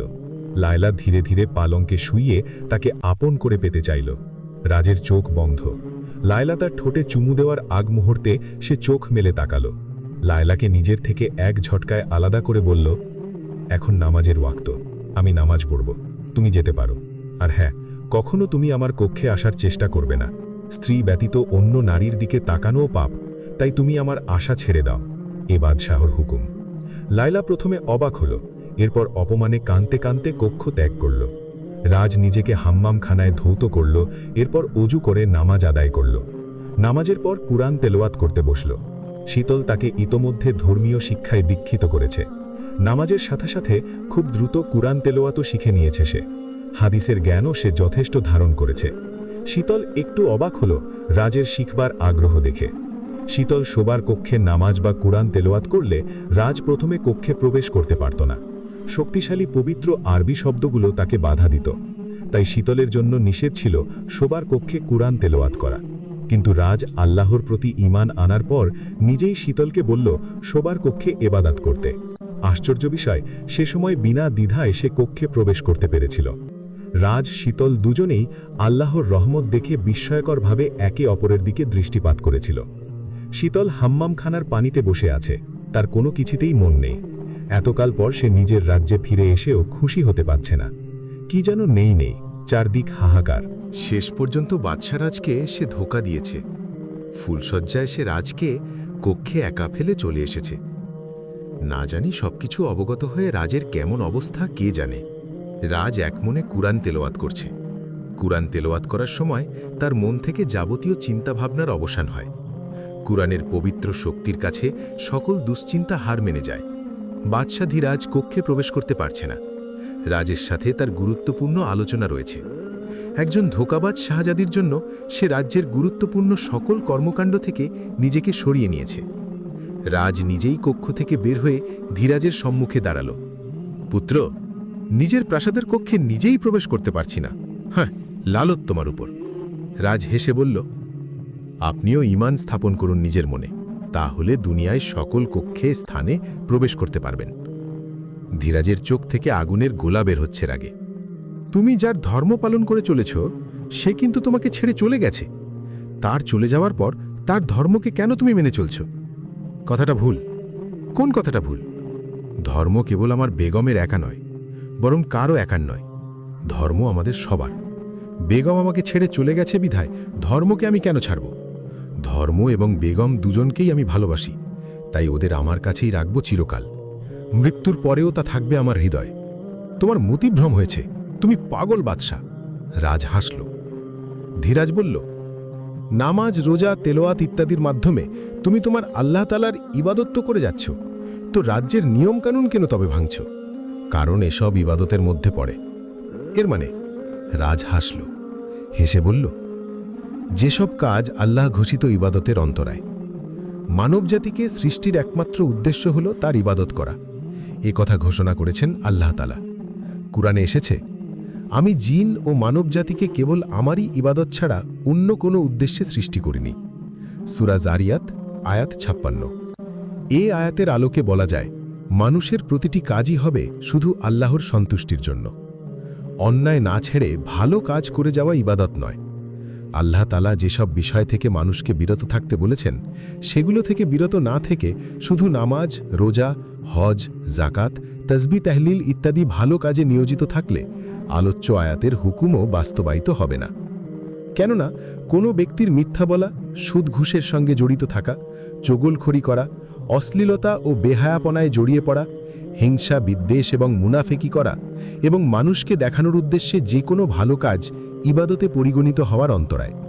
আয়াতের হুকুম অনুযায়ী নামাজ, রোজা, হজ, জাকাত পালনকারী কিংবা জাকাত দেয়া ব্যক্তি কখনো উল্লিখিত অন্যায়ের সঙ্গে যেমন জড়িয়ে পড়বে না, তেমনি যদি তারা অপরাধে জড়িয়ে পড়ে, তবে তাদের এসব ধর্মীয় ও নৈতিক কাজও কুরআনের বিধান মতে ইবাদতে পরিগণিত হবে না। কুরআন হাদিসের ঘোষণা অনুযায়ী আমরা জানি, ইসলামের প্রধান ইবাদতগুলো মানুষকে অনেক উপকারিতা ও ফায়দা দেয়। আর তা হল: ১. নামাজ, মানুষকে যাবতীয় অশ্লীলতা ও অন্যায় কাজ থেকে বিরত রাখে। ২. জাকাত, মানুষের সম্পদকে পবিত্র করে, সম্পদে বরকত দেয়। ৩. হজ, মানুষকে সচ্ছলতা দান করে, অভাব দূর করে দেয়। এবং ৪. রোজা, মানুষকে আত্মিক এবং মানসিকভাবে পুতপবিত্র করে তোলে। এখন মানুষ যদি অন্যায় অপরাধের সঙ্গেও নিজেকে জড়িয়ে রাখে, আবার নামাজ, রোজা, হজ, জাকাত আদায় করে, তাহলে বুঝতে হবে মানবজাতির সৃষ্টির উদ্দেশ্য বাস্তবায়িত হয়নি। আবার এমনিভাবে ইবাদত বন্দেগী করা আর পাপাচারে জড়িয়ে থাকাও কুরআনে বর্ণিত বিধান নয়, বরং তা ইবাদতের ভুল ধারণা মাত্র। সুতরাং মানুষের উচিত ইবাদতের ভুল ধারণা থেকে বেরিয়ে আসা, অন্যায় থেকে বিরত থাকার নিয়তেই নামাজ, রোজা, হজ ও জাকাতের হুকুম নিজেদের জীবনে যথাযথভাবে বাস্তবায়ন করা।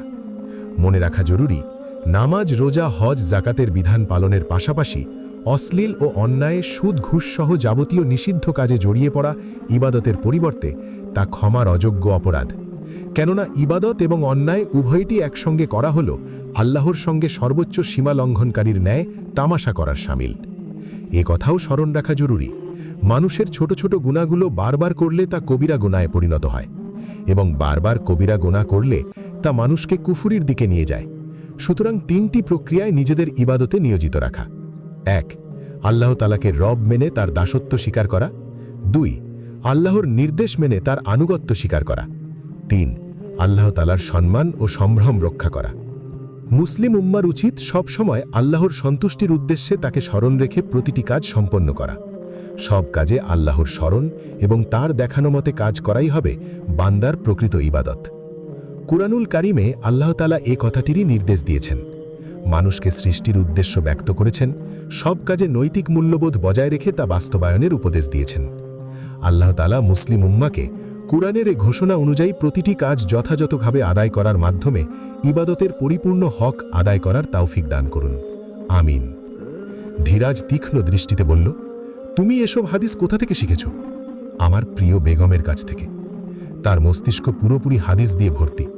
তার মুখ থেকে শুনে শুনে আমিও আমার মস্তিষ্ক ভর্তি করেছি হাদিস দ্বারা। ধীরাজ নিজেকে সামলে বলল, তো তুমি এখন কি করবে? বেশ কিছুক্ষণ আল্লাহর ইবাদতে মগ্ন হব। এরপর এরপর এরপর কি? রাজ হাসল। রাজ ঠোঁটের হাসি প্রশস্ত করে কক্ষে প্রবেশ করল এবং ভেতর থেকে দরজা বন্ধ করে দিল।